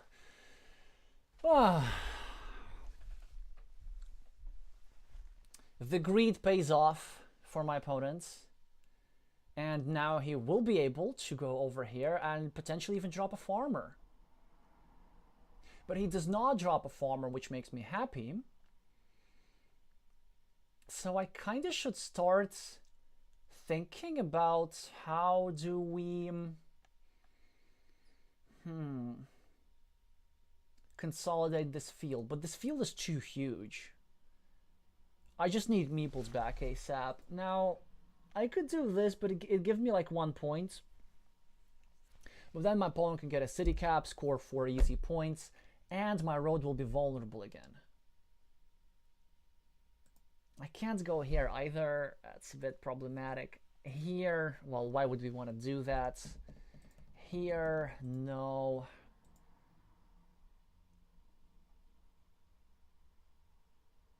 Yeah, you know what? 1 point is 1 point. Like I shouldn't be like we just shouldn't be scared. That's pretty much it. Okay, well, this one I'm not gonna do just yet. It's now time to get a meeple back for both of us. But of course, the meeple is much more important for me than it is for my opponents. Sunny now has a fantastic move to go over here, and now. How many? What's I think I am inclined to spend my last meeple again. I know, I know. I keep saying toxic stuff like this all the time, but I have. Okay, I have 3 tiles here. I have 5 rodents. That's 8 tiles. And I have 6 rodents because of the monastery. That's 9 tiles. I have 10 tiles to get a meeple back. 10 tiles. That's 1 in 3. I'm losing value from city caps, but the tempo's so good. Or I could go here and try and put some pressure on this square, or I could go here and try equalize. But I don't think I need to do that just yet. You know what? This is my intuition. This is what it says. It says to drop a farmer.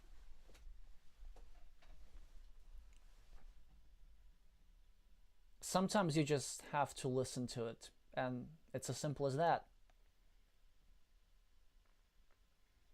Okay, my opponent is preparing to drop a farmer. I could go here trying to block, but I won't. My opponent is not prepared. My opponent is preparing not to drop a farmer, but my opponent is preparing to finish his monastery with another monastery.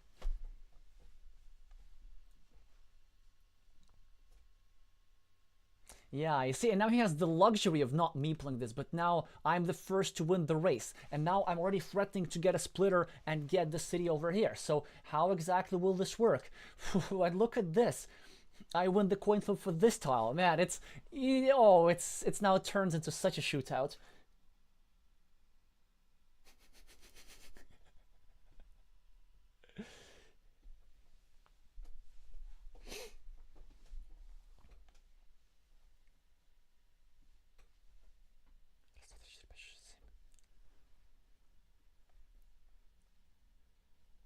So now that I think, maybe the best move for Sunny is to go here to actually protect that square, make sure that he can connect with the Dorito with the road. Because if not, he's in for some trouble. If I get a splitter, it's just immediate game over. A good move for Sunny is also to go over here and reduce the number of outs that I have for my road. That's actually be quite strong. But it's a difficult curve to play. And whatever he does, I think he needs to keep one meeple because he was trying to finish a monastery with another monastery. That's what he was preparing for. So also now there are only 2 tiles that go into this square. And they're both city plus field tiles. So this makes me think that he should definitely go here with the curve, because then he will be setting himself up for using different tiles for different things. He can use a regular Dorito to finish this, and he can use a Dorito with a curve to connect over here. Yeah, that makes sense.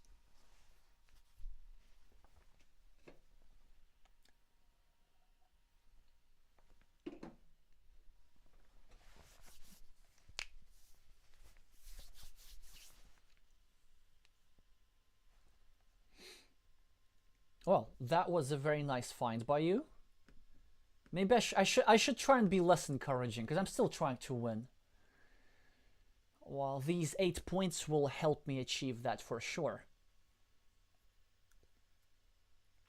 And look at this. Sunny does get the Dorito, but where exactly does it go? Do you prioritize the road, or do you prioritize the city? I don't have a good answer for this. I don't want to think. I have enough issues in my own game, right? I have to protect the field, I have to finish the road. Okay, so you prioritize the road, which is completely legit. I will, of course, take 4 points and try to further my lead on the scoreboard. Sunny gets to finish his monastery with another monastery. Now I think we should cash in on the points and share this road and drop a farmer, because the farm is important. I will have at least 6 points for this farm because my opponent has like a connection over here. This is blockable. This is blockable very much, but what does it matter? It's at least a 6-point farm, and we should just be dropping farmers left and right. This is that kind of game.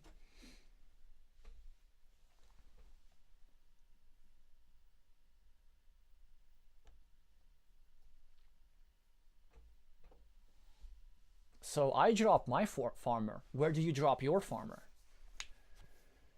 Or do you drop your farmer? I don't know what the correct move for Sunny is, honestly. Maybe meepling... Oh, check this out. He can meeple this 6-point farm and connect through a crossroads. That would be like super efficient. This is probably what he needs to do, actually. But it's a tough find.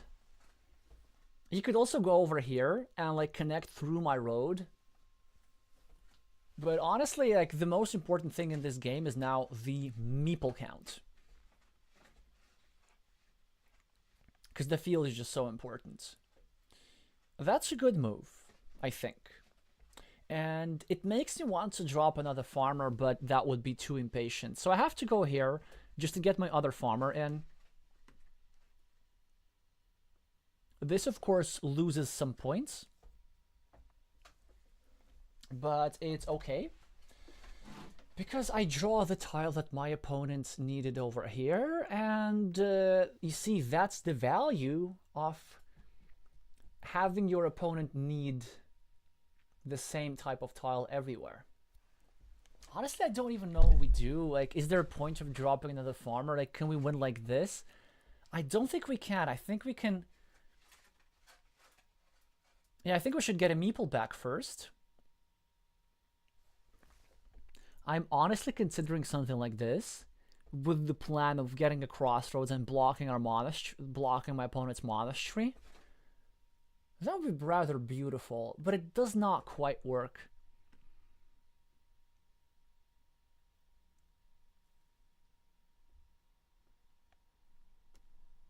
So I think I'm just gonna go here instead.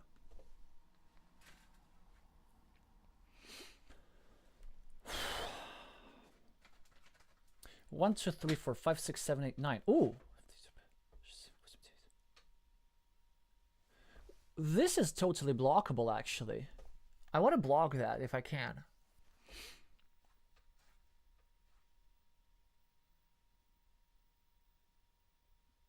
If Sunny is desperate enough, he could try and connect to this road. The problem is that there are no curves remaining. The only way how he connect to the road is if he draws the one remaining right-handed dagger. Literally the same tile that he just drew.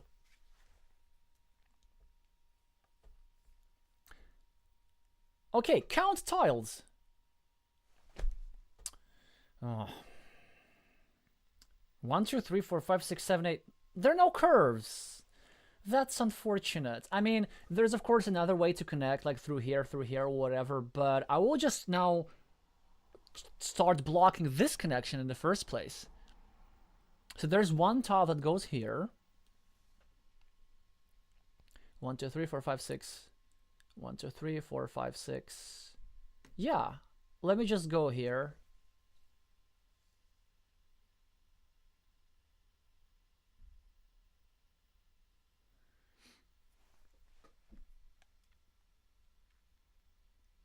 So I think it was a good idea to drop another farmer in principle, and just hoping to get this meeple back sooner.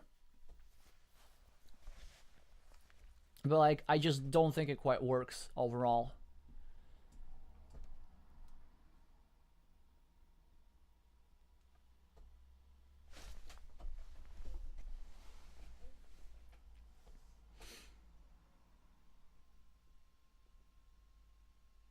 See, I think I realize how I should like play these subscriber streams, because as soon as I like get less encouraging in the way I talk, then my viewers start making mistakes, which was exactly what we want for the purpose of the stream being instructive. That's it, for no other purpose.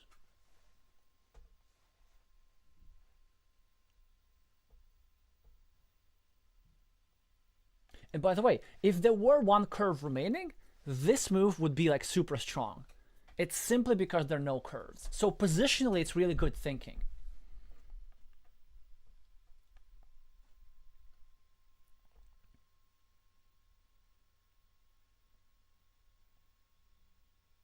Yeah, this is probably the best that Sunny can do in this position. And there's still one tile that goes into that square, but now we will start threatening a double block. There are some downsides to doing stuff like this.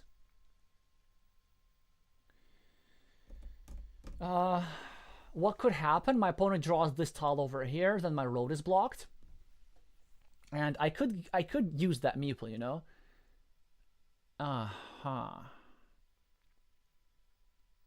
But then also I'm giving myself more chances to block. But wait.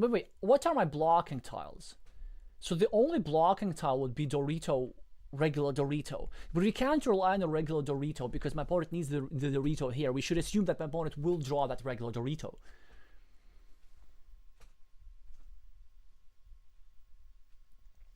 So maybe a better move is going like this. And then if my opponent somehow connects, then at the very least I also get my meeple back. Maybe that's the thinking.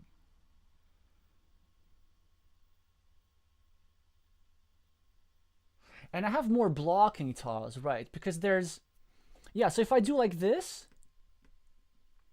my only real blocking tile from this side that actually gives me any extra value is, well, other than the Dorito, right? There's still one triple city without a road, I think. So I think, well, actually I could just drop a farmer myself, just super majority farm. That could also be strong. But you know what, I think I should just play the move which I think is the strongest.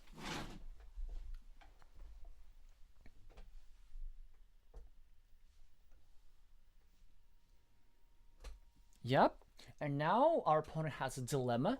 Do they protect the square, which they desperately need, because if they don't protect the square, I have a clinch on the field and probably the game.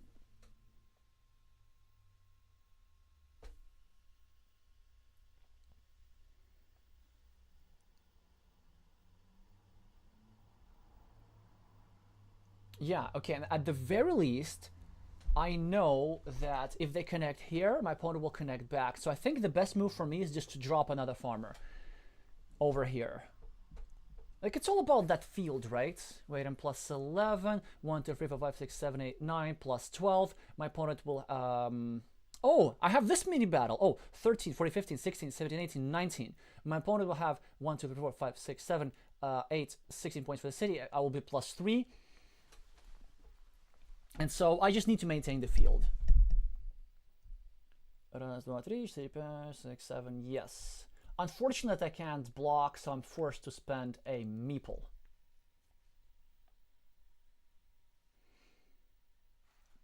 Just to make sure that this thing is being equalized here.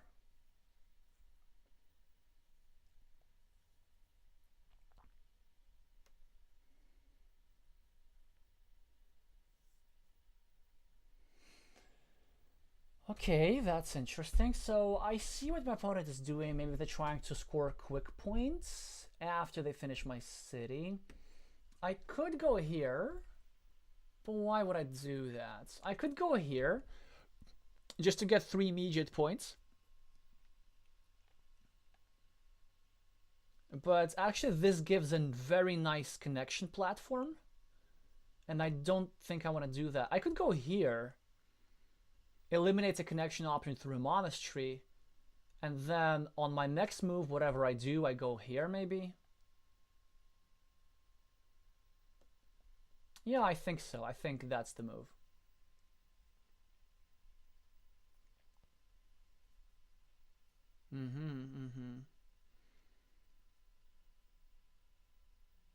Yeah, okay, now I should go here to prevent my opponent from like getting a Dorito and then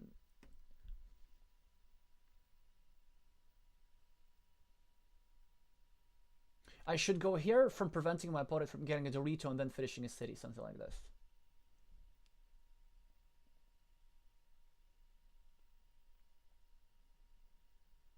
Yeah, and this was a permanent block of everything.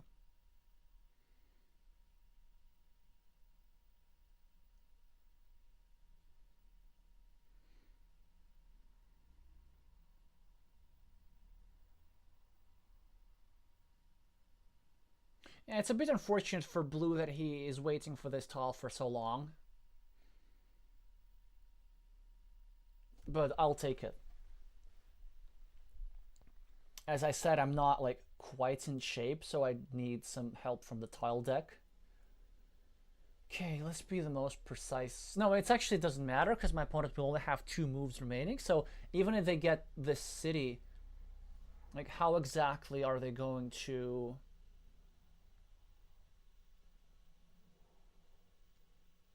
use that? So let's go here.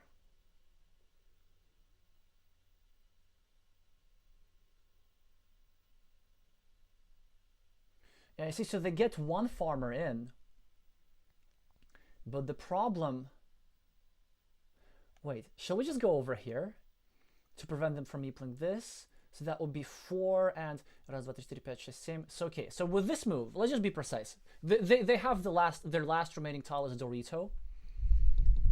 The last remaining tile is a Dorito. What does it mean for us?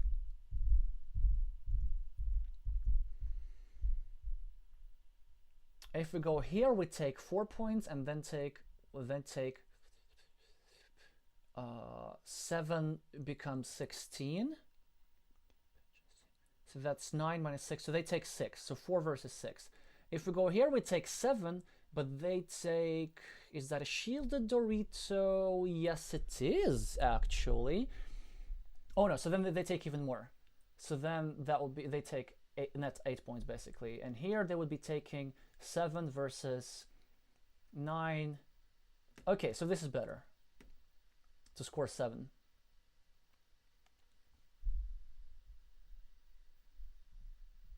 And actually, the better move for him, I think, is not to go here, but to just take this ruin. That's quite interesting.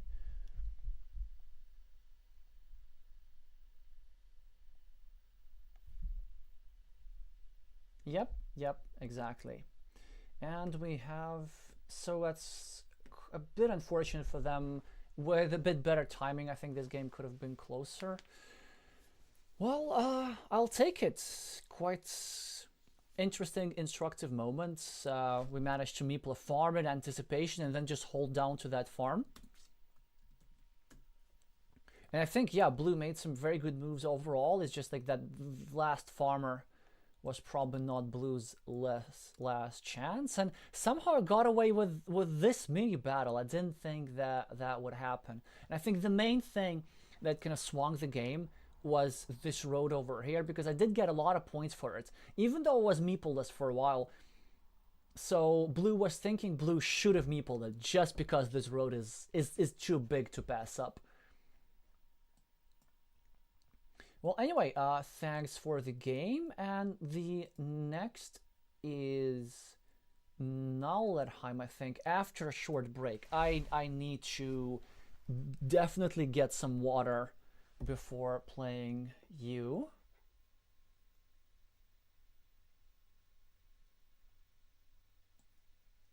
Ah, okay, and you were saying there were at least still 2 options for entering the field. Yeah, maybe waiting was actually better for my opponents, just simply trying to score some points and then see what kind of tiles are remaining, and at the very last moment strike. I think sort of that's kind of how you should play. I think they dropped the last meeple in the hopes that they would be getting back another meeple soon. That's also quite legit. That just didn't work out for them.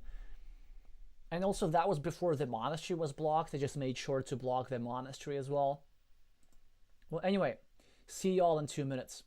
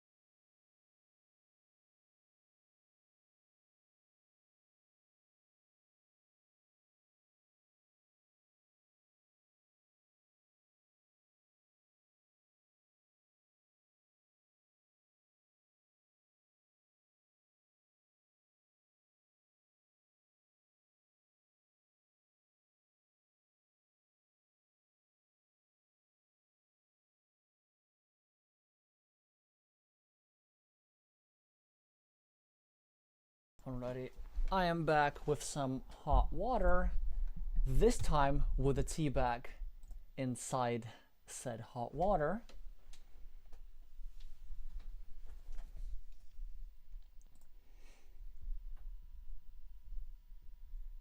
So, we're in the second position, which is not great for us. And actually, I don't know what the response here is. I think it's still this, but honestly, maybe I should not get too worried about these cities. Maybe this is the... No, I'll just respond conventionally. Just because the city can grow a bit too soon.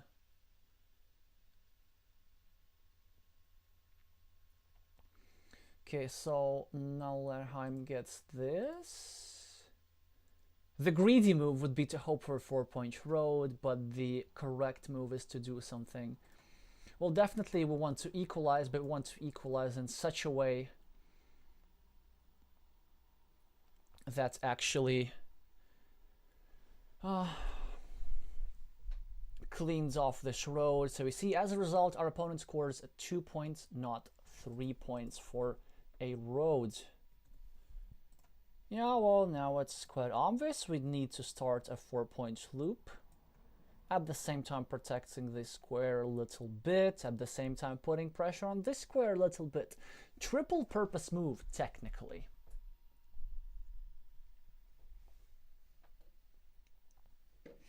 Yep, yeah, that's a good move. Starting a new city, building a road next to your monastery. I also start a city. I mean, what else do I have to do? It's actually a bit awkward to use the starting tile next to your own monastery, because normally when you finish your city, it opens up a blocking opportunity for your opponent exactly with the starting tile.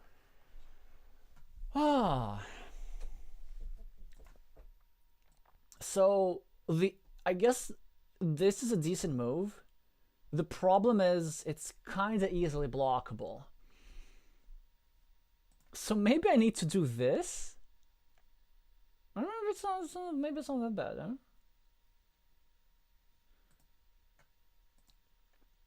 Yeah, I think that this is slightly better, actually. Preparing this kind of stuff? Okay, okay. And the block of this square doesn't worry me too much. At least finally I managed to resist my first impulse. Basically, if I go here and finish my road and meeple a city cap, because of these 2 daggers being out, my meeple here gets blocked at a high point frequency. And of course, we never ever finish our city here over here, because we need to be efficient with our tiles. We need to keep cities open. Especially, we need to be efficient when we're playing such a high caliber opponent, because you bet they are going to be efficient.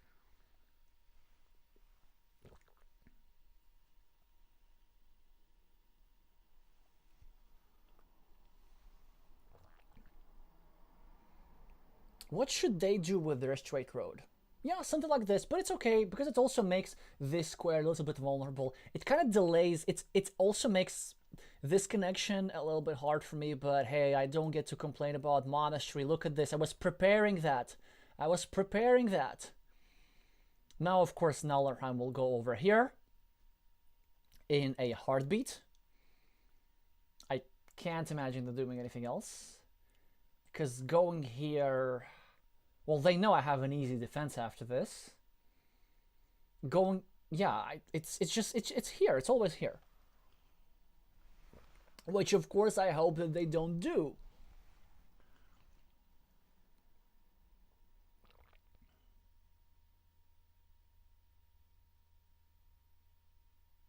Yeah, he was just debating whether to place a meeple, and with the meeple, this move is slightly better. It's so annoying. Well, I could actually try to do something like this, or like this, blocking a monastery spots and putting pressure on this meeple, but maybe I'm better off doing this directly. I kind of want to do something like this, but this is not ideal. I could also do this, because my opponent really is not going to attack my city. an add point to my monastery. But the problem is, if I get a monastery, of course I will be spending my last meeple. There's just no question about it. But I will be making this meeple a bit more vulnerable. This is quite decent because 2 of these daggers are out, so there's potential to actually block this guy. And this also secures this road because now Nerheim will not be placing a straight line over here to attack this, because this would also mean that he would be attacking his own city. The advantage of this, though, it prevents my opponent from attacking both cities at the same time, because you could easily imagine how he like gets a curve and puts it over here into my city. Oh, that would be so painful, actually. And there's still 8 curves. Yeah, I think I'm just gonna go for this move.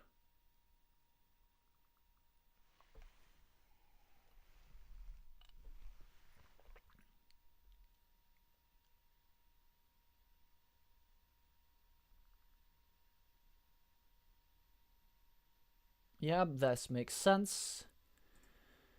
We have a good city tile. I could go here, but I think this is slightly stronger. Even though I'm susceptible to a block, there are 9 tiles that fit into that square. And being able to use a tile to build 2 features at once is really strong. Now, I will be foregoing the value from 2 regular monasteries, but what are the chances? But the chances of drawing one of 2 regular monasteries before I draw one of the 9 other tiles that get my meeple back is really low. Plus, for emergency, there's another monastery spot over here. So I think it's okay to play like this.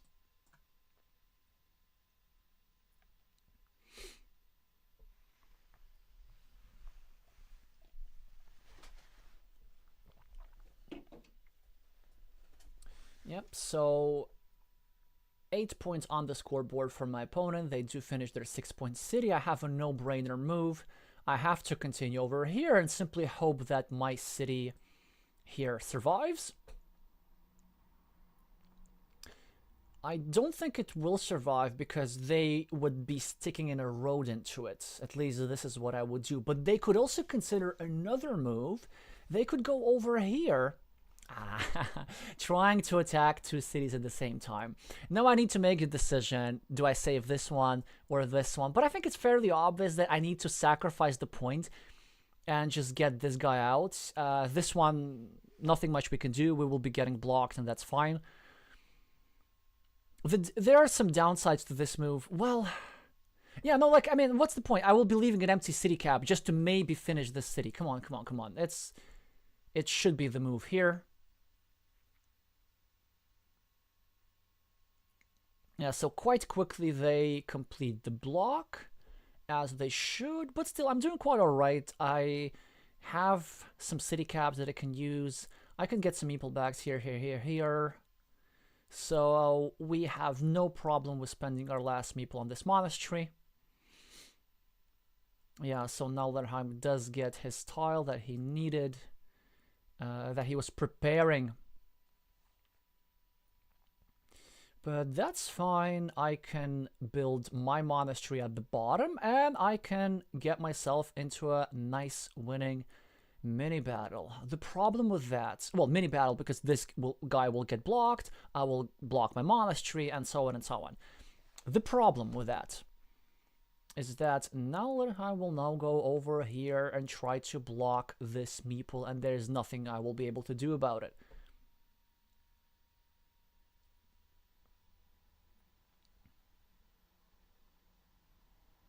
It won't be horrible, but I'd rather get a tile that kind of gives me a meeple back. And there's still plenty of those, so...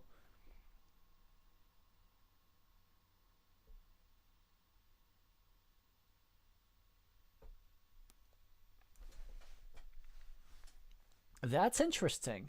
So they're blocking it in a different way. I have to actually disagree with that. I have to disagree with that. Well, I know that they're sort of making this meeple less vulnerable, but if they successfully block, there will be not as many tiles as they want.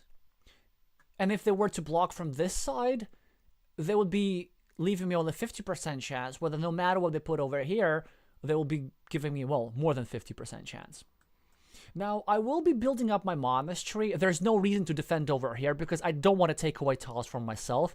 I'd rather my opponent play something over here and proceed with the block or whatever. An option is this. And then we make this a little bit vulnerable. We take a monastery spot away. But I think it's alright. Because it's not like I have a good use for curves anyway. So this was the plan all along, pretty much.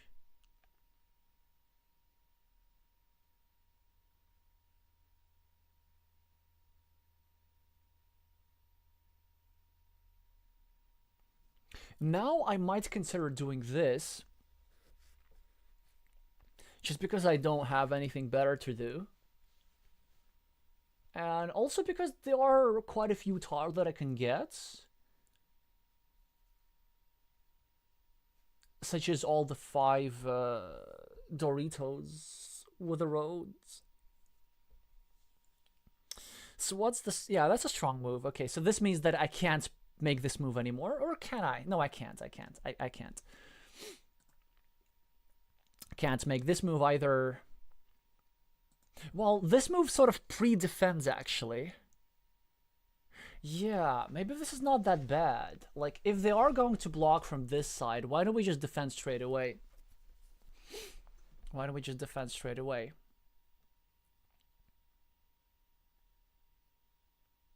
Well, I guess the counter argument is that they could get a straight line and do a pre-block, and then if I draw a triangle with a road, then I get to put it over here. I don't know.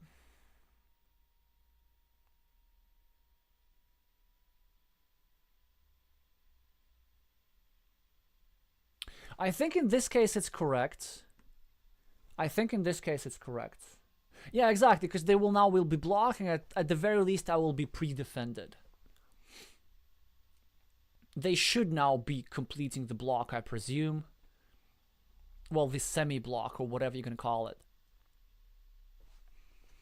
So, now we should, with a straight line, start making spatial moves. Well, we could go over here, pre-block their road, but honestly, it's not guaranteed that I'm going to draw this tile, so I'd rather go here to start limiting their field spatially, and maybe give myself a chance to draw a splitter and block their city like this.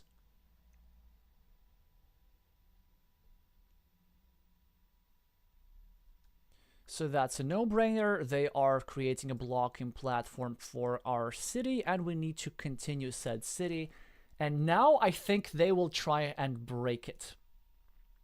I think they're actually going to do it. And this is actually not a bad move on their part if they try and do it. Because there's one kind of each Dorito. There's one kind of each dagger. So I'm pretty sure they're going over here. We're just thinking of the orientation. And now I need to start thinking whether and how I should defend. And honestly, I'm thinking of just not... Yeah. I'm thinking of not defending. It's just not worth it. Like, it's probably broken. And if they get a Dorito, they will put me into a 50-50. But then I will be hoping for different kinds of daggers in different places. So chances are I get at least one. I think we should go over here. Try and... Could I just get a meeple back?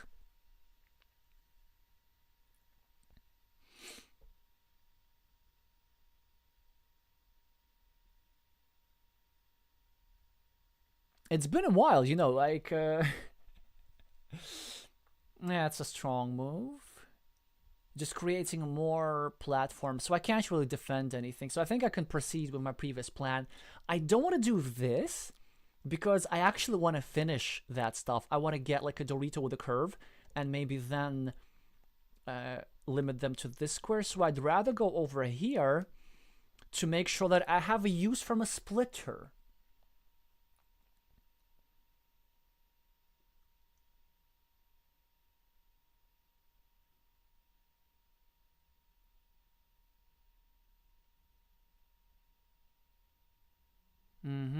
They're now trying to block me like this. Now, it's a good question. We could just say YOLO and try to go over here and try to survive. But the whole point of setting up this block was drawing a splitter. The problem of drawing a splitter is that I make this meeple vulnerable, but, you know, so many crossroads have been drawn that I don't have the greatest chance of finishing this. And, yeah, my opponent can get a defense for this dagger, but if I only manage to draw something to block this, I think it will be a good idea. Let's see actually what the tiles are. 1, 2, 3, 4, 5, 6, 7. So there's only one straight line, which is really good news for our blocking prospects. 1, 2, 3, 4, 5, 6, 7, 8. There's only one curve either. It's actually great news both for blocking and for defense, because there are not this many tiles that block our meeple, and there's not this many tiles that defend this properly. So I think we should try and do this.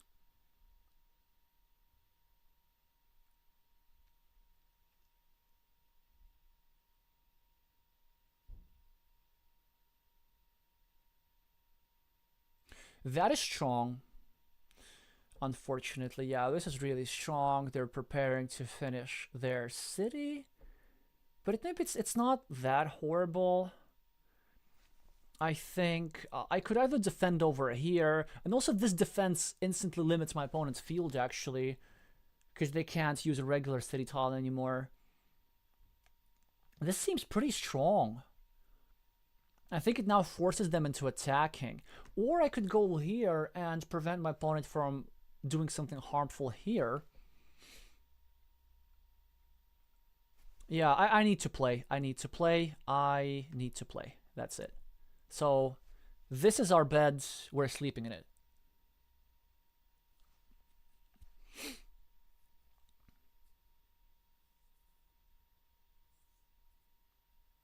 I know the vulnerability of this meeple, it's quite unpleasant.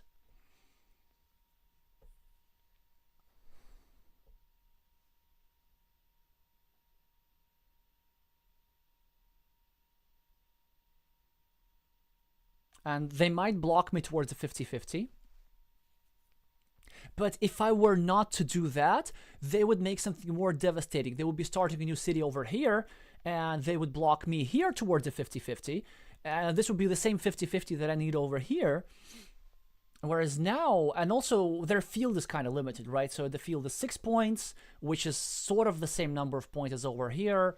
And honestly, like, if I get some meeples back, I kind of have a chance in this game. The main issue that I need to solve is this over here. It would be nice if I were able to block this.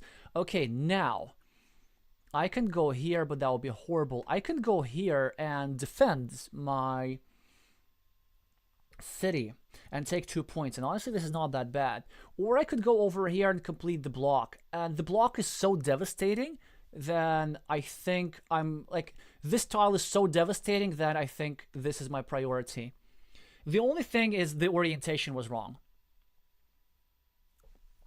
I should have placed it facing towards the right, so that in case if I can draw a road with a city, then I can take 2 points over here and protect this square as a result. So that was an imprecision, but that was kind of due to time trouble.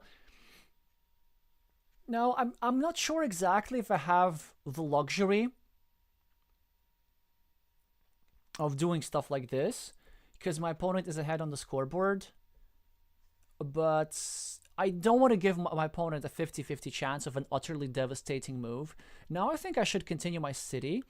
I don't need to drop a farmer just yet. Yeah, I will just do this and see how they react. So they should probably block me, but then that's okay because they're spending valuable tiles, and my meeple over here is just as valuable as a field.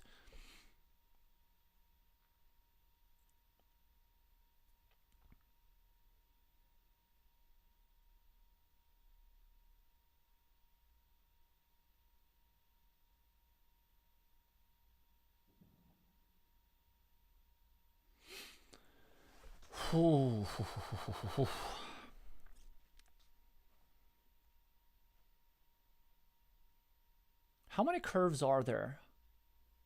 1, 2, 3, 4, 5, 6, 7. 1, 2, 3, 4, 5, 6, 7, 8. No, 1, 2, 3, 4, 5, 6, 7. I know I was counting them before, but I just wanted to double check. So there's only so many curves. But I kind of still want to take this road. I don't know. Or this one. Or some kind of road. I feel like some kind of road is necessary. I don't want to lose a game like this just by over-meepling things. And also that will be expanding his field. But I'm short on time. So what does my intuition say? This is what my intuition says, so that's what it says.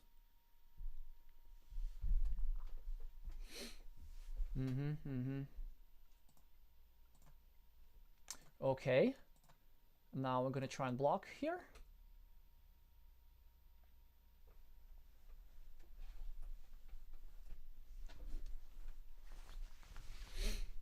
Maybe something good can happen to us. My position is not horrible. I think if I can draw this tile, it's like a huge tile for me. Then I think...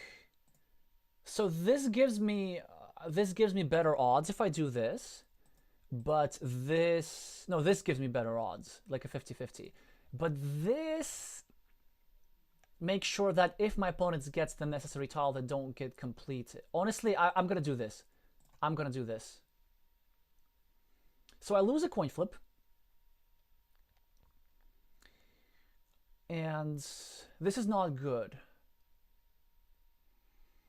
This is the tile that I needed over here, so I need to try and win without that tile. How exactly do we do that? I don't know. I know that my opponent can perform a 50-50 block over here.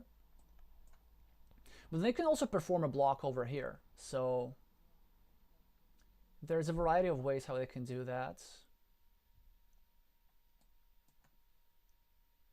Yeah, also there were a couple of reasons why I wanted to... Ooh, okay, so they use the city cap to prevent my city from growing. That's perfectly legit. I could continue the block, but I won't. So I think I'd rather go over here and kind of just prevent this square from getting blocked. 1, 2... I think this is slightly stronger. Well, ended up not mattering.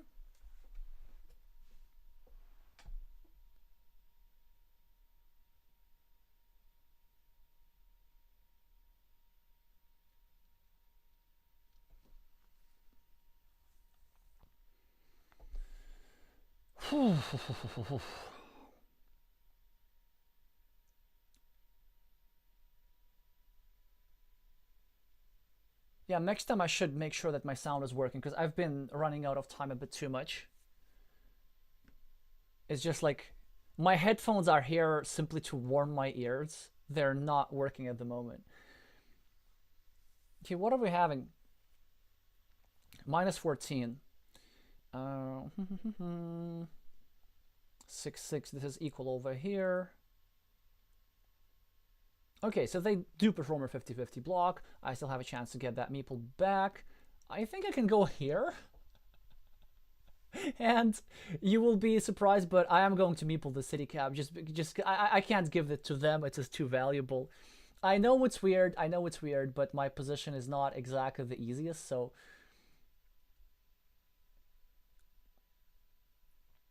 I will be doing that. Again, 3, 13, but I have 7, so it's 6. And 5, so it's 1. I'm down 1 point, but it down like a bunch of other things. Well, why don't I go over here actually? 1, 2, 3, 4, 5. And then prepare this tile.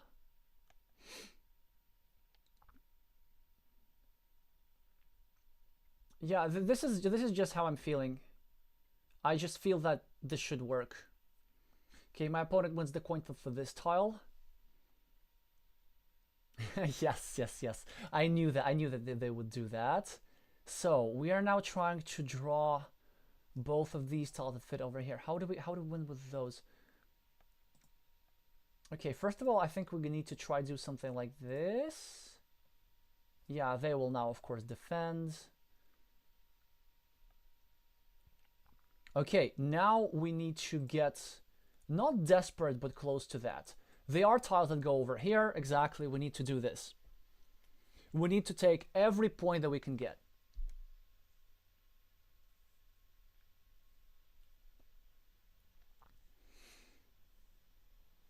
And there was even another tile that goes here.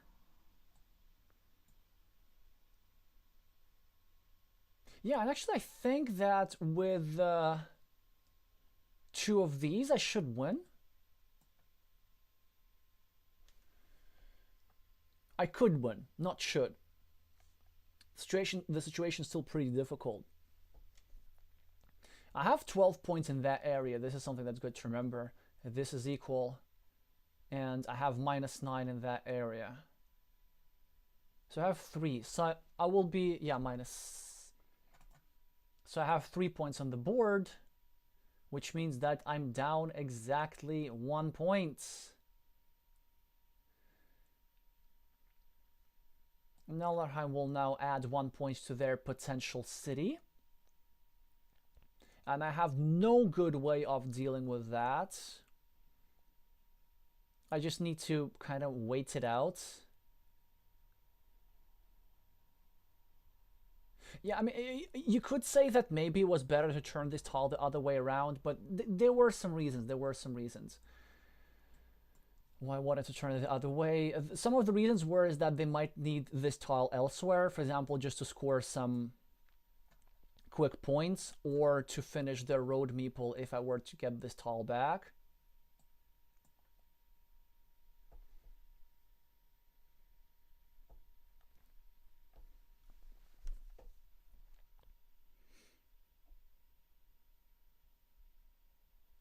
I need to get ahead on the tile counting a little bit. So I don't think there's a city cap that goes over here, but there's a city cap that goes over here. And so if Nerheim were maybe to go over here, that would be nice because I could block him, but he does not do that. 1, 2, 3, 4. Honestly, I think we should kind of risk really hard. Yeah. I'm still behind, so I'm gonna do this. I'm gonna try and get one of the 3 rodents to get my meeple back. I get immediately blocked. That's devastating. That's actually...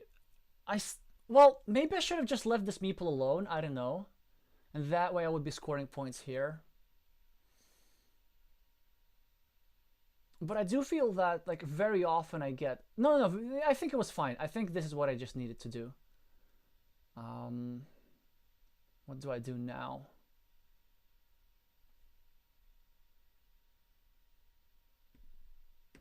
Maybe this. Yeah, now they get their thing, and... well, there is no city cap, so there's no point in doing this. Though I will be getting like 2 extra points and stuff. Can they spend 2 extra points? They probably can.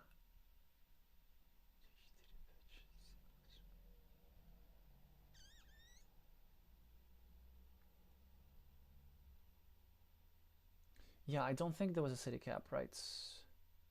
What are the remaining tiles actually?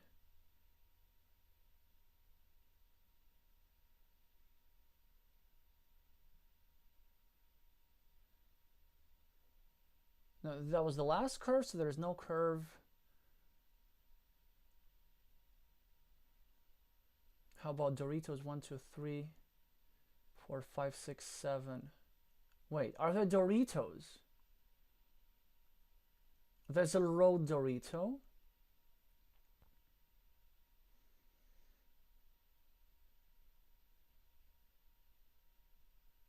So do I get more? Do I get more if I give them a meeple back? So I will be getting 2 points, and they will be getting like 4 and 4. There no, yeah. So I guess I can't give them a meeple back, and we just do this.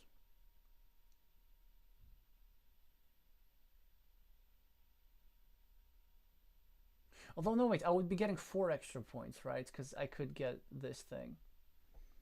Well, anyway, no, I think this is like slightly more precise to not give them the meeple back. Yeah, you know what? Honestly, maybe this move without the meeple is a bit more precise. Because, okay, let's see how many points did I pass up on that. So that was 2, 4. So that cost me like 5 points. And of course, I placed this tile over here, hoping that they wouldn't get this tile, but they did. So that's not great. Okay, let me think about this. If I don't play this meeple over here, yeah, I would have 5 more points. I would have 5 more points. Yeah, you know what? No, it was probably correct to make this move without the meeple. I was, of course, afraid that my opponent would claim this road.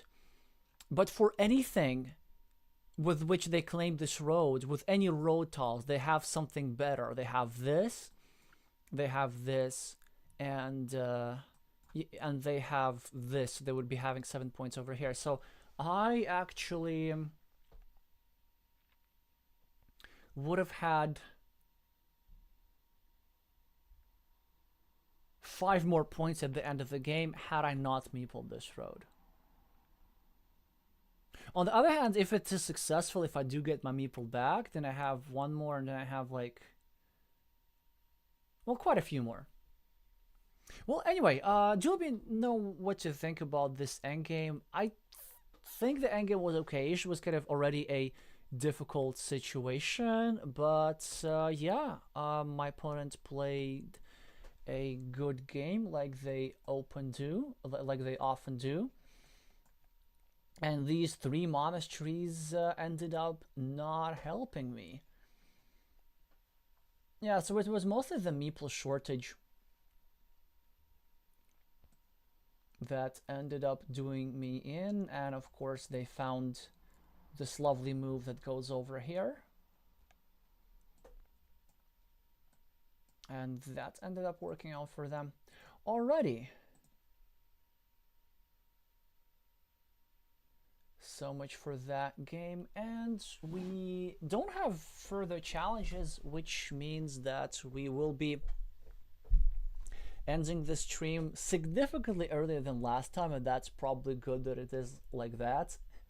Because like last time was 5 hours. For those of you who remember, last month we played like 9 games. So I was, you know, but I wasn't going to stay that long today, because kind of by hour 5 it does get pretty tiring. Oh, okay, check this out. Okay. So for those of you who are interested in club football or club Carcassonne, I just got my invite to the tournament against Rodrigo Amorim. That's on Monday, and this is from the Brazilian Carcassonne team championship. I am playing in Victor Besson's team, Piratas de Carcassonne, and we are playing against a very strong team called the Martians, with Vini Lessa as the captain and Marian Corcan as the strongest player. This will already be the semi-final of the championship. So if we lose this game, then I will stream the finals of the Brazilian team championships on my channel, as I have already said before for those of you who are watching. And if I win this game, I will still think whether I will stream myself playing the finals or I will just stream the bronze medal game instead. Hopefully we win this game with this match, and then we will need to make that decision.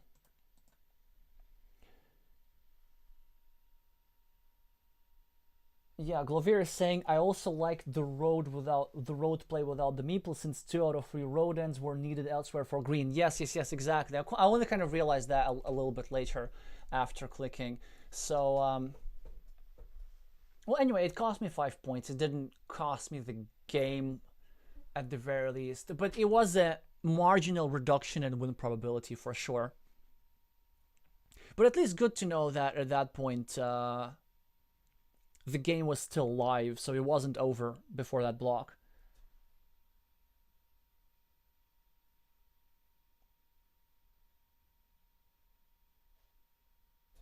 Wait, Devak is saying you got all the 6 monasteries and should be able to use them effectively.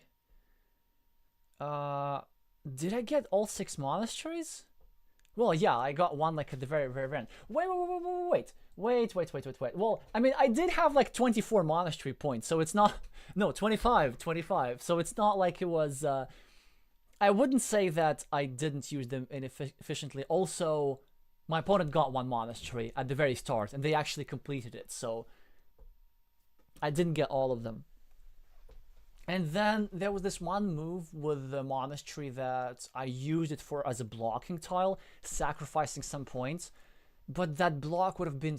But if I had not performed that block and my opponent were to get that tile, them completing that 5 point city, getting 3 extra points for the field, and getting a meeple back would be so devastating for our game that I figured it's worth doing that.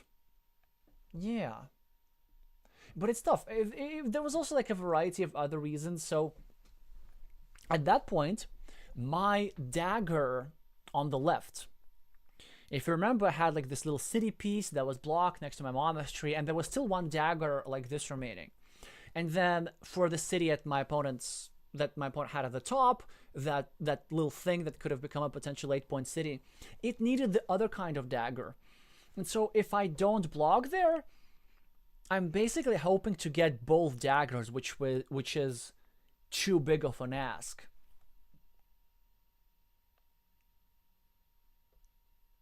So yeah, I do feel that using the monastery there for blocking is not inefficient. It's actually increases my win probability. Well, anyway, it was good to see you here. Just do remember to meeple the like button before you leave because it actually works and helps with algorithm. I will get back to editing some content. Well, before I play a few till